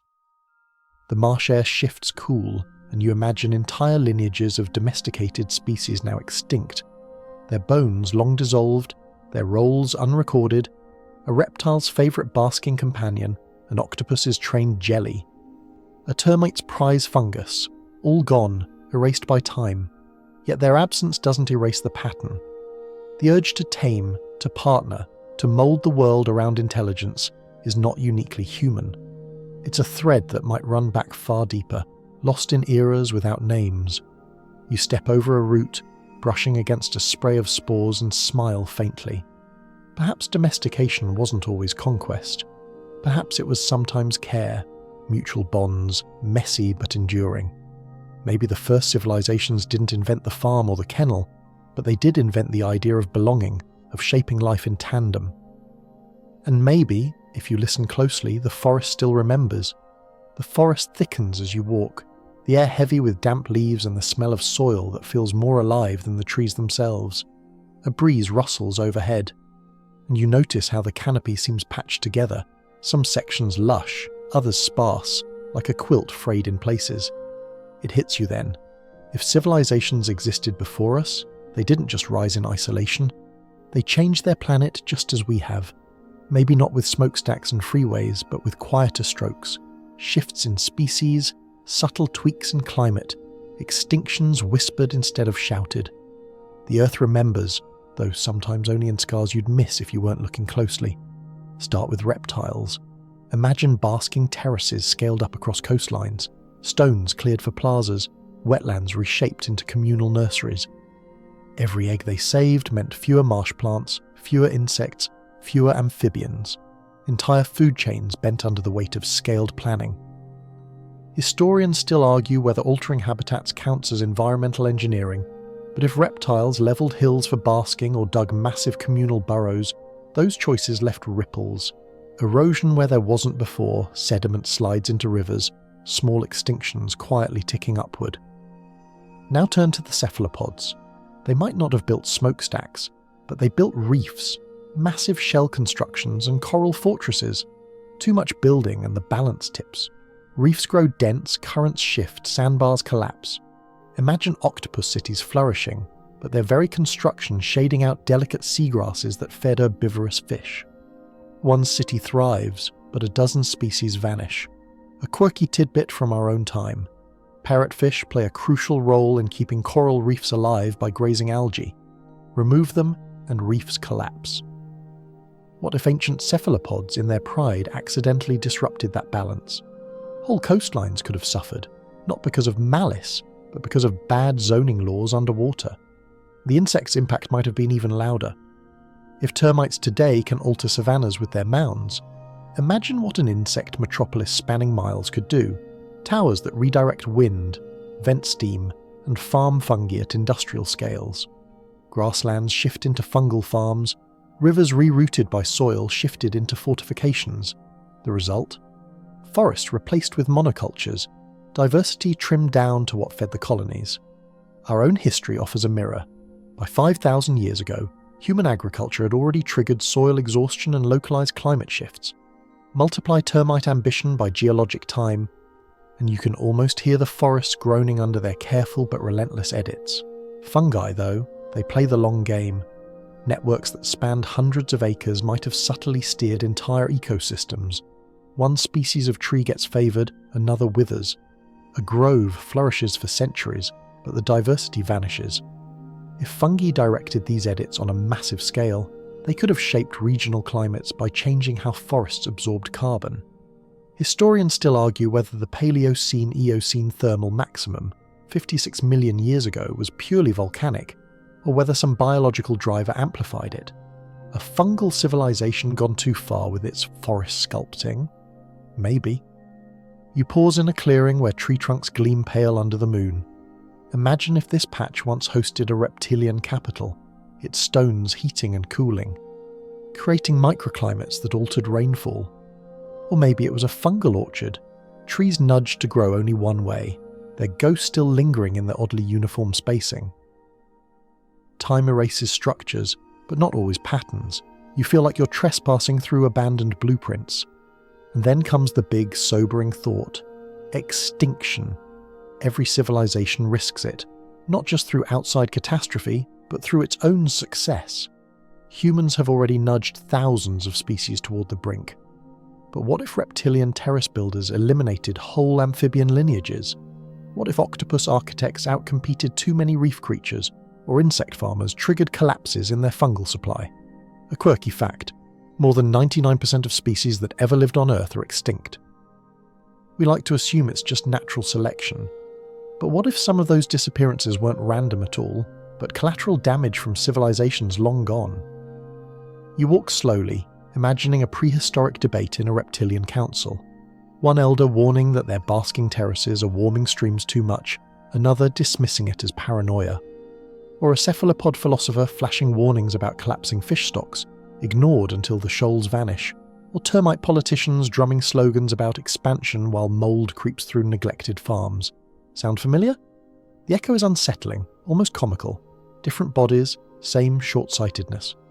A mainstream historical fact drifts in. The Maya civilization once suffered ecological collapse after deforestation and drought weakened their cities.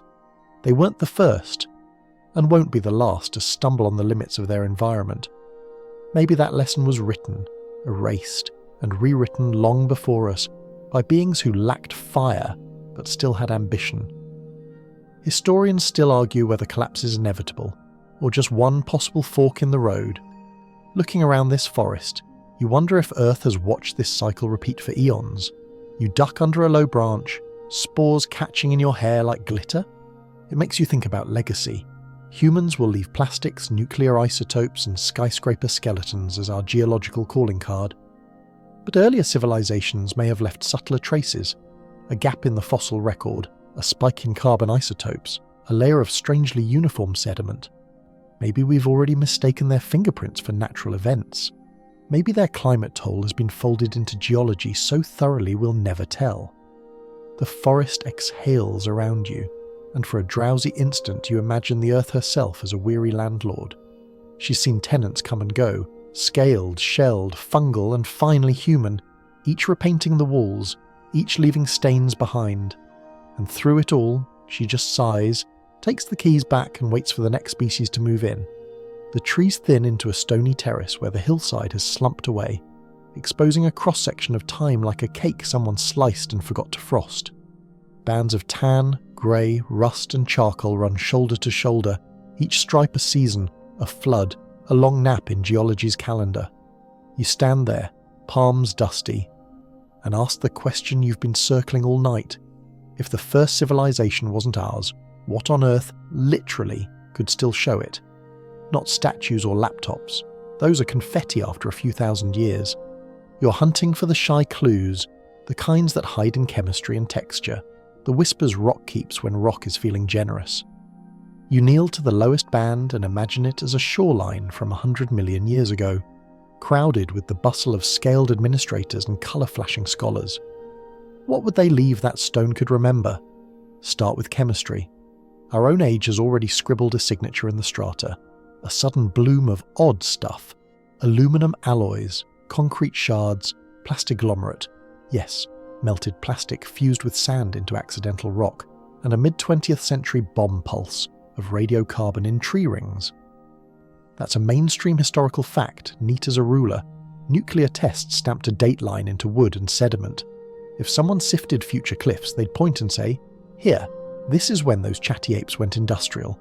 But your earlier neighbours, the no-fire crowd, wouldn't have left soot veils or coal fly ash.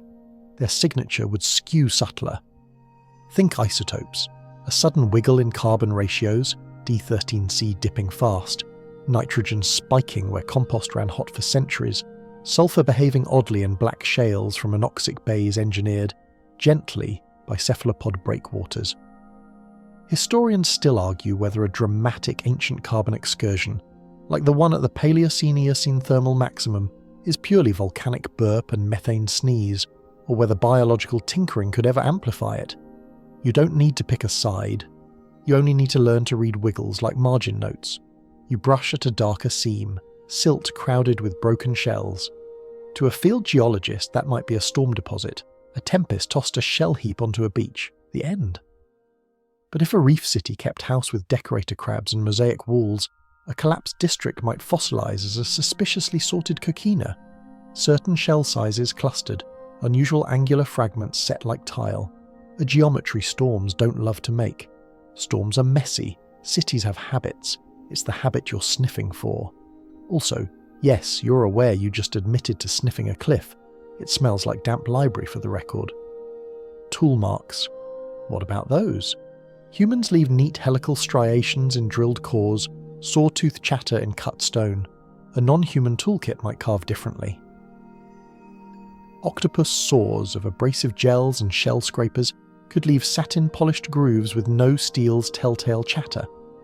Reptile masons pushing sun-softened clay into moulds might stamp repeating scale patterns along the underside of terrace stones, accidental fingerprints. Insect architects gnaw vents with a fractal regularity that wind copies but never quite matches. Miles of that pattern frozen in a single layer would make a paleontologist squint, then refuse to commit in writing. Scientists hate to say weird city wall when unusual bioturbation lets you get to lunch on time. Beneath your knees the bands tighten, lake muds, varves, tidy as ledger lines. Lakes are gossipers. They keep annual layers when winters seal them off. That's where you'd look for seasonal rhythms gone strange. Pollen flipping from diverse pasture to monoculture in a blink. Hello, insect agronomy. Or a sudden boom of coprophilous fungal spores, the kind that love dung, hinting that herds got dense on purpose. Archaeologists already use those spores to track grazing animals in more recent millennia. Scale the logic back, and a prehistoric husbandry spike becomes a thin brown whisper saying, someone started keeping someone. The page is small, but the note is loud if you know the tune. From chemistry to metals, lead, copper, mercury. Humans fogged Greenland's ice with a faint lead blush when Romans smelted silver. That signal's been measured. A polite toxic postcard from antiquity. If a reef economy refined pigments or a termite league leached metals from soils for resin dyes, the ice, or at least the mud, might remember with a hiccup in trace elements. Not a mountain, just a hiccup. Enough to make a lab tech run the machine twice. You stand, stretch, and follow the stripe that looks like baked ash. Your brain leaps to apocalypse, to the glittering line of iridium at the end Cretaceous, the Chicxulub asteroid's autograph, a mainstream fact everyone's inner 7-year-old paleontologist can recite. But you're not here for space rocks, you're here for habits. A civilization of tide engineers would scatter tiny spherules of glass from wave-shocked sand. Probably not. A city of hot spring potters might pepper sediments with magnetite beads from mineral splatter, maybe. A continent-scale termite culture could lace horizons with an unusual ratio of stable oxygen and hydrogen in clay, baked gently by endless mound breath. You won't find shopping malls. You might find a planet that in certain years inhaled and exhaled just a hair off rhythm. Fringe treasures tug at you, the out-of-place artifacts people argue about over midnight radio. The Klerksdorp spheres with their neat grooves, the London hammer cast in concretion, the odd Koso artifact spark pluggish lump. The official explanations range from natural concretion to misdated curios. Still, you remember the way those stories itch the imagination, a quirky tidbit gnawing the edge of respectable geology. Maybe the lesson isn't that aliens dropped their toolbox, but that we love the idea of a message in the rock, even when the rock just shrugs and says, I weather nicely. You trace a thin vein of carbonate cement snaking through sand and think about ruins swallowed by time. Continental shelves, the good real estate for cities that hug coasts. Drown and expose, with sea levels like a yo-yo on cosmic caffeine. If cephalopod boulevards once ringed an ancient shoreline, most of that stone would now sleep under hundreds of feet of water, buried by drifts of silt. On land, mountains rise, then melt, basins fill, then crack. Tectonics is a thorough housekeeper. The places that keep secrets are the odd rooms, anoxic basins that pickle organics, cave systems that hoard dust like underbed monsters, tar seeps that trap shells in sticky amber. If you were designing a time capsule, you'd hide it in any of those, assuming you had a concept of forever beyond the next tide. Texture tells tales too. Roads compact soils in a very particular way. We've seen compacted horizons beneath Roman routes. You get a signature of crushed grains and alignment that screams many feet, same path. A reptilian causeway might have a similar hardpan, only with heat stress features from centuries of sun storage. Insect highways could leave long, low-porosity ribbons stitched through otherwise fluffy loess. The key is repetition. Nature likes variety, culture likes habit. When you find habit fossilized, you've got yourself a grin and a very long grant proposal. You chuckle, picturing a conference talk titled, "Suggestive but Highly Inconvenient, the Grid-like Burrow Horizon of Unit 12. The questions would be merciless. Could worms do it? Could roots? Could you stop inventing cities, please? Historians still argue whether it's better to risk imagination or to starve it. Geologists, for their part, will happily drag a hand lens to their graves before they admit a hunch in print. To be fair, the hand lens is useful for reading fine print on hotel soaps. Night deepens, and the cliff face seems to glow faintly, each band a dim lantern. You realise the trick. You're not looking for monuments, you're looking for mismatches, ratios that jump, textures that repeat too neatly, patterns that scream habit in a language older than writing. You're also accepting defeat in advance. Tectonics eats, water forgets, biology tidies. And if the first civilization chose impermanence on purpose, biodegradable tools, compostable walls, energy borrowed from gradients instead of burned, then most of what they were has already returned to breath, tide, and soil. Still, a planet can't help leaving little notes to herself. Somewhere, a lake bed keeps a winter where pollen went oddly monotonous. Somewhere, a reef core records a century of shells sorted like a mason's yard. Somewhere, a clay seam hums with the faint magnetism of a million gentle kilns never lit by flame. And somewhere, deeper than you'll ever dig, a shelf of old shoreline holds a line of compacted sand that used to be a road for feet you will never meet. You step back from the cliff, dust your hands, and smile into the dark. Maybe our greatest evidence that someone came before is the suspicion that evidence should exist at all. The way your mind now walks into any rock cut and asks, "Who lived here?" It's a habit you won't lose. Call it science, call it yearning, call it the world trying to remember herself through you. And if you don't find an ancient city tomorrow, well, at least you found a good reason to bring a hand lens and a snack. Fieldwork pro tip: snacks raise morale by 80%, peer review pending. The cliff fades behind you, and the trail winds into a valley where the air feels thick with memory, even if the rocks refuse to confess. Trees arch overhead, their leaves trembling in the breeze, and you can't help thinking, if the fossil record is stingy, maybe the echoes survived elsewhere, in stories, in myths, in whispers carried so long they outlived the beings who first told them. Humanity's legends are full of odd shadows, beings who aren't quite gods, not quite animals, often dwelling in seas, swamps, caves, or beneath the earth. You walk slowly, half listening, half dreaming, and wonder if those tales are really ours at all. Take the dragons, for instance. Every continent seems to have them, from Chinese lung to European worm to Mesoamerican feathered serpent.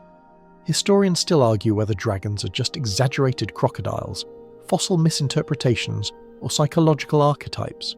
But you tilt your head and imagine something else. Reptilian civilizations leaving such an impression on the landscape that fragments of their presence bled into myth. To human storytellers stumbling across scorched-looking terraces or fossilized frills, the conclusion was simple. Giants lived here once, giants with scales and wisdom, maybe even fire if you squint. Dragons might not be fantasy so much as a blurry folk memory of a scaled intelligence erased long before humans arrived. Shift your gaze to the water. Mermaids, sirens, sea gods. Cultures across the world invented half-human sea dwellers, sometimes kind, often cruel. But maybe they weren't human hybrids at all. Maybe they were distant memories of cephalopods, colour-speaking philosophers of the reefs. Imagine human coastal ancestors encountering strange patterns in the waves, glimmers of light, organised flashes, eerie choruses of clicks and pulses. Without context, what do you call that? You call it voices from the deep. You tell stories of ocean people, their cities glittering below the tide. A quirky tidbit: Polynesian navigators sometimes spoke of talking reefs, places where the sea itself seemed to whisper directions. Maybe those whispers were natural acoustics, or maybe not entirely. And what about the little people in folklore? Sprites, brownies, subterranean tricksters. To a human living millennia ago, termite mounds towering overhead would have looked like cities, humming with life. Ant colonies, hidden yet vast, might have inspired tales of unseen folk just beneath the soil. You picture a human ancestor stumbling across a hollow mound after rain, peering into dark galleries carved with impossible precision, then stumbling back to the village with wide eyes. There are people under the ground, they'd whisper, small, many, always working. Over centuries, that sight becomes myth. Myth becomes bedtime story, and termites become fairies wearing borrowed clothes. Fungi leave their mark too. Fairy rings appear even today, perfect circles of mushrooms dotting meadows. Farmers once thought they were caused by dancing spirits or witches. Historians still argue whether these myths were pure invention or something more. Imagine a fungal civilization intentionally coaxing rings into messages, glyphs visible only from above. Humans wander into those circles generations later, baffled, inventing tales of portals and curses. In reality, they might just be stumbling into old bulletin boards of a vanished network. The myth persists, stripped of context but not of wonder. You stop at a small stream, water glimmering silver as it leaps over rocks. The sound reminds you of ancient epics, flood myths especially. From Mesopotamia to Mesoamerica, humanity's oldest stories often feature waters rising, worlds drowned, civilizations reset. Sure, floods are common, but what if some of those tales are borrowed memories of earlier collapses? Imagine cephalopod reef cities swallowed by surging tides, reptilian terraces drowned in monsoon centuries. Perhaps humans, arriving later, found the ruins and the silence, and from them carved a story. Once there was a great people, but the water took them. A mainstream historical fact pops into mind. The Epic of Gilgamesh, one of humanity's earliest surviving texts, already carried a flood story eerily similar to the one in later traditions. Maybe Gilgamesh wasn't just about Mesopotamia's floods, it was part of a much older chain of whispers. You chuckle softly, thinking of how myths evolve. A reptilian sage might have told a tale of stars as lamps. Generations later, humans retold it with gods holding torches. A cephalopod's festival of light might have become our stories of will-o'-the-wisps leading wanderers astray. A fungal ritual of spores released in clouds could echo as tales of smoke spirits drifting through the woods. Legends are like driftwood. They float, they erode, they take on new shapes, but they still carry the grain of what they once were. And then there's the unsettling thought. What if some myths are warnings? Imagine termites drumming messages into the earth, predicting drought. Long after their towers crumbled, the drumbeat lingers in oral memory. The ground will hum before famine. Humans, not knowing the source, tell stories of underground gods. Or cephalopods flashing patterns before a tsunami. Generations later, coastal tribes pass on a tale. When the ocean glows, run inland. Maybe we owe more to these ancestors than we know. You sit at the stream's edge, dipping your fingers into the cool water, and wonder if our own myths will travel forward the same way. Perhaps one day, some species will find fragments of our stories, dragons, gods, lost cities, and reinterpret them as echoes of us. Maybe they'll get it wrong, as we have. Maybe they'll laugh at our obsession with Wi-Fi, mistaking it for a sky spirit. The cycle continues. The night deepens, shadows long, stars bright. Around you, myths feel alive. Not relics of human imagination alone, but half-buried fossils of stories much older, much stranger. You exhale, eyelids heavy. Maybe the earth itself is the storyteller, recycling tales through species, each adding new accents but never erasing the core. If so, then tonight you've been listening to one of her oldest bedtime stories, whispered through dragons, mermaids, fairies, and floods. The stream dwindles to trickles that thread between rocks, and the path curves uphill toward open ground. The night air cools, and in that hush another thought surfaces. If earlier civilizations truly existed, then sooner or later they would have crossed paths with us, or with our ancestors. Not Homo sapiens with smartphones and sarcasm, but the older cousins. Homo erectus, Neanderthals, Denisovans, or even earlier tool users clattering rocks together. You picture that meeting not as a thunderclap of conquest, but as a strange twilight overlap, one intelligence bumping into another and trying to make sense of what it sees. You imagine it first on a riverbank. A group of Homo erectus huddles near a fire. Cautious, the air sharp with smoke and roasted tubers. Across the water, reptilian figures stretch along basking stones, their bodies shimmering with pigments. Neither side speaks the other's language, but both notice the posture, the watching. Perhaps curiosity beats fear. A scaled envoy wades in, chest lifted high, while a human cautiously offers a cooked root. Is it trade, a truce, or just two different survival strategies brushing shoulders? Historians still argue whether our ancestors had the capacity for symbolic thought this early, but imagine what symbols they might have borrowed, intentionally or not, from beings already painting themselves in colour. Further south, in a coastal cave, cephalopods might have startled early humans. Picture a Neanderthal group foraging along the tide pools, only to see light flickering beneath the waves, organised, pulsing, deliberate. A curious one wades closer, and an octopus rises, mantle glowing with patterned flashes.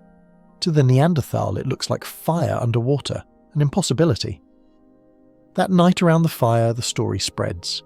The sea has people, they speak in light. A quirky tidbit. Even today, bioluminescence in the ocean can feel almost supernatural. Whole waves glowing blue when disturbed. For a mind just learning myth, such a sight would blur quickly into legend. The insects may have been harder to notice at first. After all, early humans were small bands wandering through grass and forest, while insect civilizations burrowed below. But picture stumbling across a mound 6 meters high, riddled with vents and humming with rhythmic drumming. To Homo habilis, it would look like a fortress, not animal, not natural. They'd skirt it warily, inventing stories of hidden folk. Some brave soul might try digging, only to be overwhelmed by swarms. The mound remains mysterious, a reminder that not every intelligence announces itself in familiar form, and fungi, that's subtler still. Early humans walked forests daily, gathering mushrooms, breathing spores, drinking from streams infused with mycelial chemistry. If fungal civilizations whispered warnings or knowledge through sense, maybe humans picked them up unconsciously, gut feelings about which paths were safe, which groves felt sacred. Archaeologists find ritual deposits of mushrooms in some Neolithic sites. Historians still argue whether those were for food, medicine, or something more mystical. But if fungal networks had already established rituals of their own, then perhaps humans were unwitting initiates, participants in ceremonies they never fully understood. You pause on a ridge, stars stretching vast, and wonder how those meetings ended. Did early humans compete, push the others aside, or did they learn quietly? One mainstream historical fact slips in. Homo sapiens overlapped with Neanderthals for tens of thousands of years, exchanging not just tools but genes. The record shows interbreeding, cooperation, and competition. If we could coexist with our close cousins, then maybe, just maybe, we overlapped briefly with something less familiar, scaled, tentacled, or hidden beneath the soil. The evidence may be gone, but the possibility lingers like mist. It's fun to imagine a stone tool borrowed from a reptilian mason, or a fire-keeping trick gifted to us by curious cephalopods, or even a healing root identified by fungi and passed along through instinct. Maybe some of humanity's firsts weren't ours at all, but hand-me-downs from neighbours who left before the ink dried. A quirky notion, but not unthinkable. Cultures often inherit from one another, so why couldn't species? You walk further, and in your mind's eye you see encounters turning awkward, even comedic.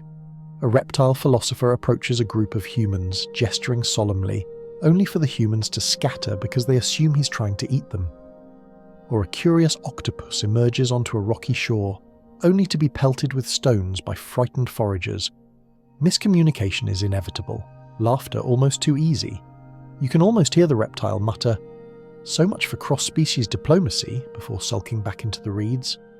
But beneath the comedy lies a heavier thought. Maybe these meetings ended not in peace, but in quiet erasure. Humans with fire and expanding brains may have been too disruptive. Earlier civilizations may have retreated, their populations dwindling until myth was the only refuge left. Or maybe they simply withdrew, deciding that coexistence with unpredictable apes wasn't worth the trouble. Historians still argue whether Homo sapiens drove Neanderthals to extinction directly or indirectly. Imagine applying that same question to beings even stranger. Did we replace them, absorb them, or just outlast them? You breathe deep, the air crisp now. The ridge feels like a threshold, as though you're standing where one world brushed another. Maybe humanity didn't invent the role of civilization builder. Maybe we just inherited a vacant lot. And maybe, if you listen close, the night still carries the echoes of those meetings. Hesitant exchanges, missed opportunities, stories told by firelight about scaled neighbours, glowing seas and drumming towers. The ridge levels into a shoulder of wind-polished stone, and somewhere in the quiet you feel the next nudge. If others came first, what did we take from them, on purpose or by accident? You slow your steps because this is delicate work. It's easy to imagine ancient theft as torches and plunder, but here the loot is sneakier. Habits, designs, roots that remain long after the builders vanish. Maybe we inherited, maybe we copied, maybe we reinvented the same wheel because the ground itself suggests circles. You breathe in, tasting salt and leaf, and try to separate gift from coincidence. Start with the most human thing we do, building. You picture early people on a hot plain staring at a termite mound that breathes like a pipe organ, cool in the centre even at noon. A small band watches which slits sing in wind and which shut in calm, then digs a pit house with vents at matching angles. Was that a stolen blueprint or convergent genius? Either way, the first night they sleep without sweating through their dreams and the design sticks. In our own time, architects copy termite mounds for passive cooling. Very modern, very chic. And a whisper in you wonders whether our first shelters carried that same borrowed lesson. Historians still argue whether inspiration needs acknowledgement to count as transfer, but the breeze in your face feels like a citation. You follow the slope toward a fossil creek bed, imagining weirs of stone stepping across the water like stitches. Human groups built fish traps this way all over the planet. In Australia, the Brewarina stone fish traps are among the oldest known engineered structures, a mainstream historical fact that should make any smug skyline blush. Now tilt the picture. Cephalopods once herded fish through reef corridors, their cities tuned flows with fluted arches. A human copying the trick would only need the river and some good rocks. Stand here long enough and the stream teaches you the basics, the weir teaches you the rest. Did we learn from octopus ancestors, or from water itself? The current shrugs. Yes, language gets slipperier. If you've ever sung a road into memory, you've practiced the trick that songlines and mnemonic epics use, map by mouth, mind by melody. Imagine early humans learning to read reefs that flicker with patterned light, then turning that skill inland. You can't copy glowing mantles, but you can encode a path in rhythm and metaphor. The red hill is a sleeping lizard, tread soft near its eye. A quirky tidbit from our own past helps here. The Inca quipu, cords knotted with careful math, held census and tribute data, and maybe more. Historians still argue whether quipu recorded phonetic language or just numbers. If knots can carry empire, what could rhythm carry? If colours once spoke in the sea, it wouldn't be shocking to see the coast teach us to speak in pattern on land. You step into a shallow cut where the wind funnels and hums a single clean note. It makes you think of the first flutes humans carved from bone, burrs lifted just so to coax a scale. But before flutes, the world sang. Mounds, reeds, ravines. Insect towers tuned the air long before hands drilled finger holes. A child hiding from sun near a mound's mouth hears the pitch change as a gust passes, and later whittles a reed to reproduce that turn. The auditorium is reassembled in a pocket-sized tube. Is that theft? No. It's listening, then answering. A duet with a very old partner who doesn't mind when you borrow the melody. Medicine is another quiet corridor where knowledge slips between species. Reptilian terraces selected shade plants with cooling oils. Fungal districts curated rot that fought rival rot. Antibiotic standoffs older than language. Humans in caves tested bitter leaves for fever because bitter things often mean hands off, except sometimes they mean hands, carefully. You can see a forager sniff a pile of lizard bedding, note that headaches fade there, then pick through the mash to find the leaf at work. It's not pretty, but neither is fieldwork. We have a proud tradition of licking rocks. The result, poultices, steams, teas, echoes techniques older than us. The recipes, meanwhile, travellers gossip. Please do not cite the pelican stole my notes when the elders demand precise dosages. Then there's electricity, which we like to crown as modern sorcery. But the ocean buzzed with it, eel and ray signals thrumming like hidden cathedrals. If coastal humans noticed that a certain pool felt like pins and needles when a storm piled in, if someone got a shock and called it a sign, maybe rituals sprouted to harvest that tickle for numbing pain, for stunning fish, for making hair stand up at festivals, because why not add drama? Our batteries are jars and metals. Their batteries were animals and brine. The feeling in the fingertips is identical. You can be astonished by the same phenomenon with or without a multimeter. What about writing? You've watched colour speakers perform epics across skin, watched fungal rings arrange a paragraph in spores. Humans answer with pigments on rock, then with scratches on clay. The first signs are not words, but tallies, accounts that ossify into scripts. If we ever walk through a tidal plaza spattered with bioluminescent glyphs, our ancestors couldn't bring that light home, but they could bring the urge, the ache to mark. A scratched line on stone tries to trap the same ghost. Later, a parallel miracle arrives, something like the Rosetta Stone, a mainstream historical fact of decipherment. A granodiorite stele with 3 scripts that let Champollion bridge into hieroglyphs. In your sleepy speculation, the oldest Rosetta is mnemonic culture itself. Performances seen in tide and echo, then reperformed in charcoal and breath. Of course, some knowledge wasn't shared, it was pilfered. Picture a hominin band wandering into a dead city. No bodies, just the muscle memory of streets. They take the smoothest stones for hand axes, copy the terrace slope for a camp, misinterpret a valve as a cup, and invent a fashion. Stolen tech often misfires into novelty. That's how you end up wearing someone's plumbing as jewellery. It happens. Fashion Week is essentially organised theft from the past. Later, we call it innovation with a straight face, and some knowledge was elbowed aside. If you harness flame, you stop listening to certain breezes. If you smelt, you ignore the clay that sings without kilns. Humans may have displaced 1,000 elegant gradients with one blunt instrument, fire. Efficient, yes. Persuasive, absolutely. Destructive, often. The gift of flame made us louder students. In that noise, quieter teachers. The termite, the mushroom, the reef. Lost tenure.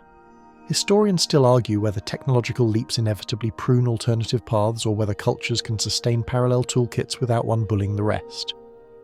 You stand between dunes that smell faintly of salt and soot and admit, we're not famous for our gentle indoor voices, but exchange did happen, and sometimes you can still spot the handoff. A village oriented by wind, not sunrise. A storage pit lined with resin whose source grows days away, as if a network carried secrets in bark. A song that is less about words and more about the order in which you turn your head at named rocks. The root lives in the face, not the tongue. Even now, modern science borrows openly from older teachers. The famous office building cooled by termite logic, the soft robot arm modelled on octopus muscle, the algorithm inspired by slime mold's knack for short paths, the lab writes papers, the reef shrugs, already onto colour theory. There's an irresistible thought at the end of it. Maybe we're apprentices who arrived after closing time, rummaging through a workshop still warm from other hands. Some tools we learned by watching, some we sketched from memory, some we broke, loudly, then replaced with fire and promised ourselves it was an upgrade. The proof won't be a clear signature in stone, it'll be our own habits lining up eerily with older patterns. Passive cooling, tidal traps, knot logic, rhythm maps, city flow that feels suspiciously like water. If that resemblance is theft, it's the nicest kind. Pilfered wisdom that kept us fed and shaded. If it's inheritance, we should probably write a thank you note, carved in wind, flashed in colour, breathed in spores. And if it's convergent reinvention, well, great minds and all that. The pelican may still steal your lunch, but the tide always brings some things back. The dunes flatten into a wide, empty plain where the grass bends low, whispering like restless sleepers. You pause because this feels like the loneliest stretch yet. Up until now, you've imagined scaled philosophers, cephalopod dancers, fungal choruses, insect choirs, all humming with purpose. But here the silence presses in, asking the question you've been avoiding. If they were real, why aren't they here anymore? What made the first civilization vanish? The plane doesn't answer, but your mind fills in possibilities, stacking them like stones. Catastrophe is the first candidate. Earth is a master of resets. Asteroids, eruptions, superfloods, history is a scrapbook of wipeouts. A mainstream historical fact stirs about 66 million years ago. The Chicxulub impact ended the age of non-avian dinosaurs, scattering iridium and soot worldwide. If a reptilian society was basking at its peak then, they would have been caught under the falling sky, their terraces crushed, their councils silenced mid-hum. Even a cephalopod empire couldn't withstand acidifying oceans in the aftermath. Sometimes survival isn't about weakness, it's just about being in the wrong place when the universe sneezes. But catastrophe isn't the only explanation. Evolution itself can be a thief. Imagine a reptilian city thriving for millions of years, but over time their offspring grows smaller, faster, less inclined to bask in long debates. The species fragments, adapts, disperses. Civilization flickers not because of disaster, but because bodies shift, instincts change. Historians still argue whether intelligence is a stable evolutionary strategy or a risky detour. Perhaps Earth has tried civilization before and simply folded the experiment back into instinct, replacing philosophers with lizards, scholars with squid, architects with ants. The potential didn't fail, it just dispersed. Withdrawal is another haunting option. What if the first civilization chose to vanish?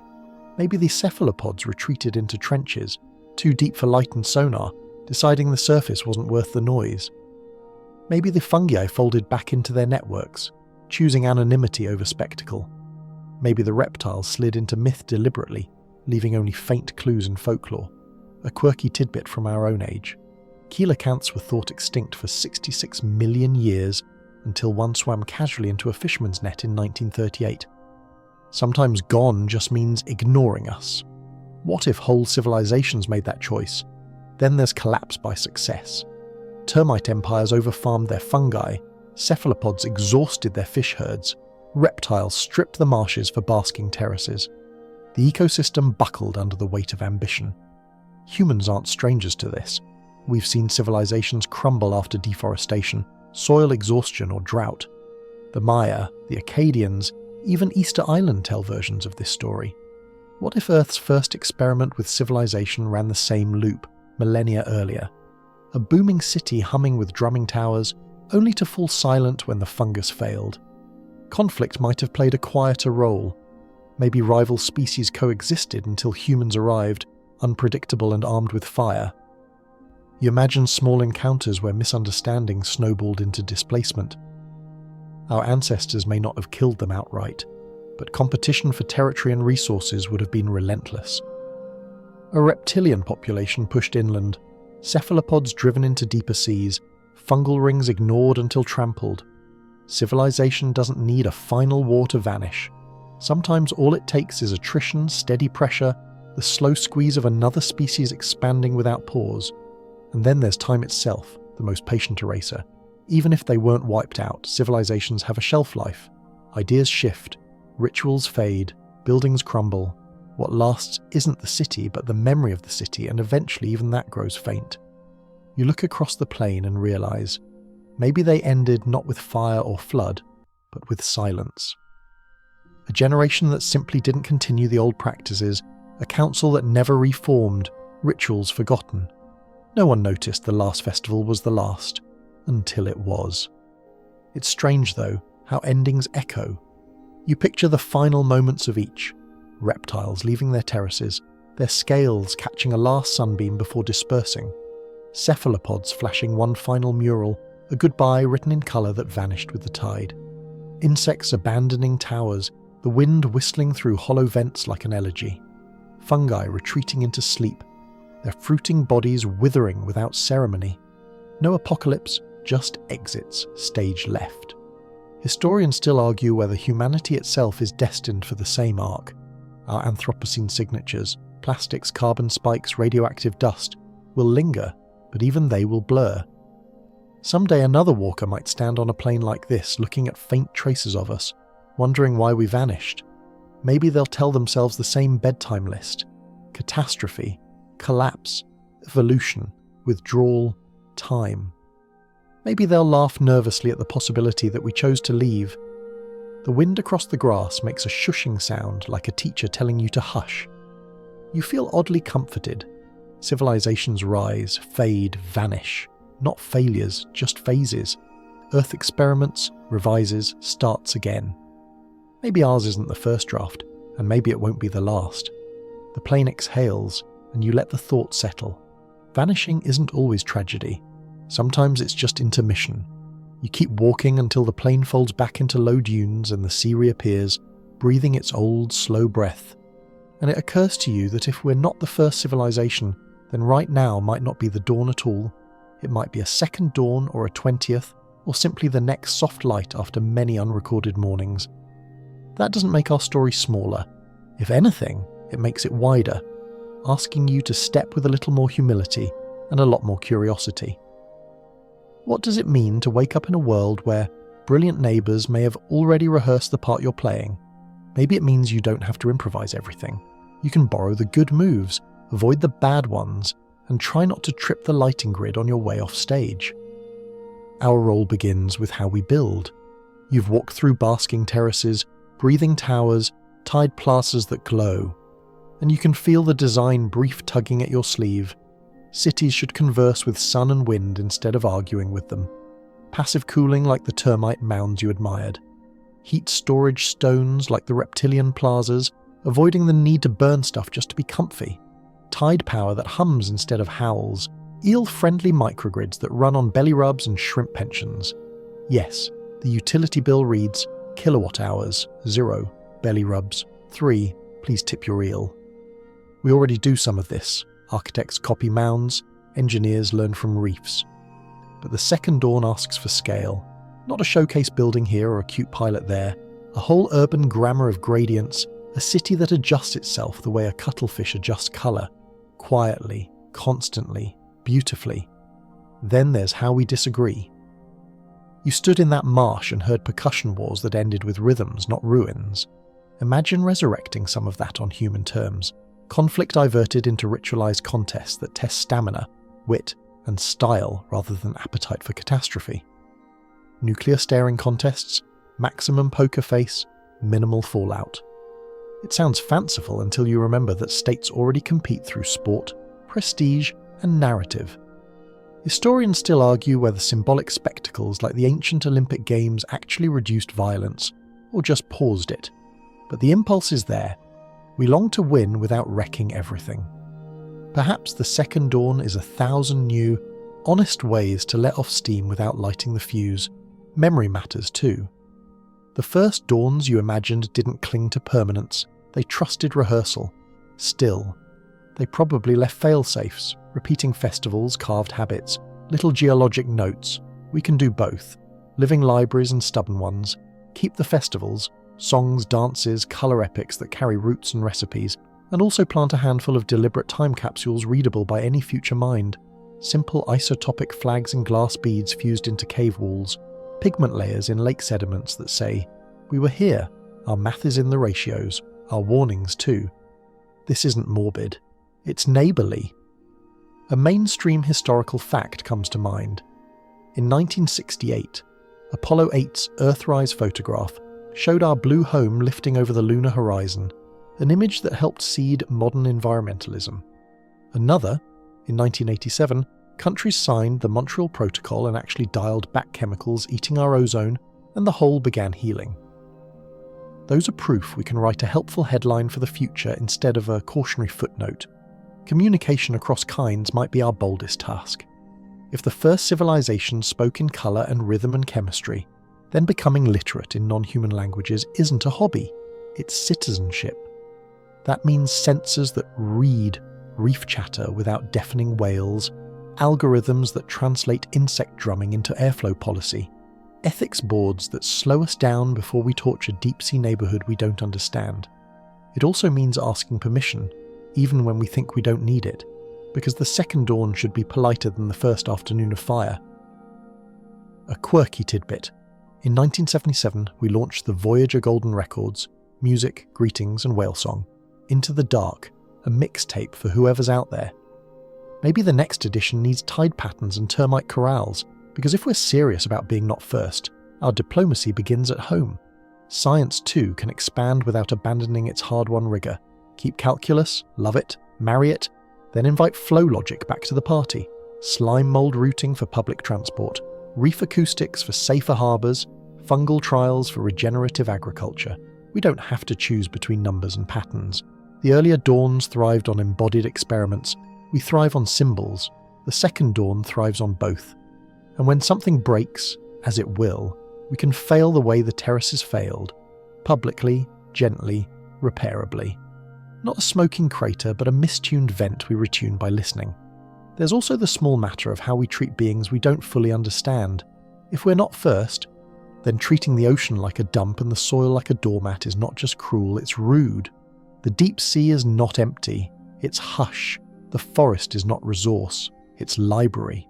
On the short list for the second dawn, moratoriums where our ignorance is thickest, long-term don't-touch zones that outlast election cycles, and a foreign policy that recognises rivers, mycelia, reefs, and skies as jurisdictions with standing. Historians still argue whether legal personhood for rivers and ecosystems is a gimmick or a necessary evolution. You stand here and feel the tide breathe and think, if anything deserves rights, it's something that can hold the moon's hand. And what about our story of ourselves? The first dawn myth, humanity is the crown, the debut act, makes for a satisfying bedtime tale, but the second dawn prefers a chorus. You're not the hero, you're the latest verse. That's weirdly freeing. If the point isn't to be first or last, but to be good company, then success looks like this. More aliveness later than now, more options for whoever wakes after us, fewer messes in the pantry.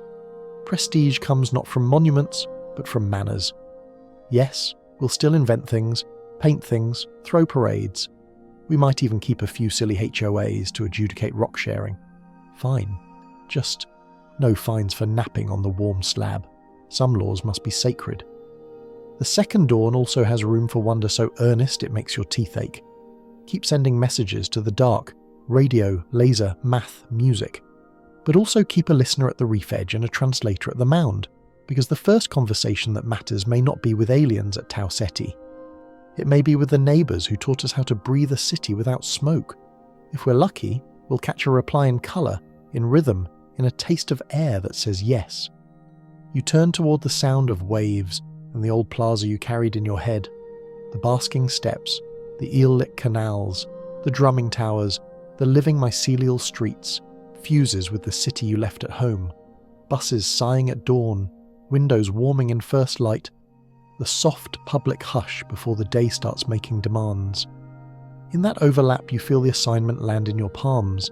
Build things that come apart gently. Fight in ways that leave the other side alive. Learn languages you cannot pronounce with a tongue. Leave clues that are kind. And when the tide asks for your proof of life, show it a city that hums, not a plume that screams. The sea breathes again. The stars blink and the sand cools under your feet. You're not first. Lucky you. The first draft is always clumsy. You get to write a better one. With help, with listening, with laughter, with naps. Definitely with naps. Let the shore stretch long and quiet, the tide smoothing every thought until it shines like a stone warmed in the palm, until even the questions that kept you awake feel round at the edges and wise in their stillness. Breathe in the sea's slow rhythm and let it set the tempo of your chest, an easy in and out, like waves finding sand, retreating, returning, never in a hurry, always on time. Picture those terraces again, the ones that held afternoon sunlight and gave it back at dusk, and imagine lying there now, the stone a soft, even heat against your back, a patient cradle that asks nothing except that you rest. Far out the eel lamps glow and dim, as predictable as a heartbeat, and along the canals bioluminescence writes gentle commas where anyone has passed, punctuation for a language of quiet that needs no words. The vents in the mounds purr a low lullaby, and under the forest floor the mycelium hums, not a song to decipher, just a comfort to lean into, the way you lean into the fan's hush, or the whisper of leaves, the familiar noises that say, stay, you're safe, the night is doing its work without you. Let your thoughts drift wider, out over the reefs and the plains, over cities that once breathed and might breathe again, and let that wideness make you smaller in a good way. Like a pebble in a pocket, like a feather on a windowsill. You can close your eyes now and set everything down. Debates, errands, headlines, and trust that the world will keep turning, moons will keep tugging, tides will keep carrying tiny lanterns through the dark. If you need a last picture to hold, keep the horizon where the sea lifts the stars and they both look like home, and let that be a promise. There is always another morning, and you'll be met by it gently. Good night.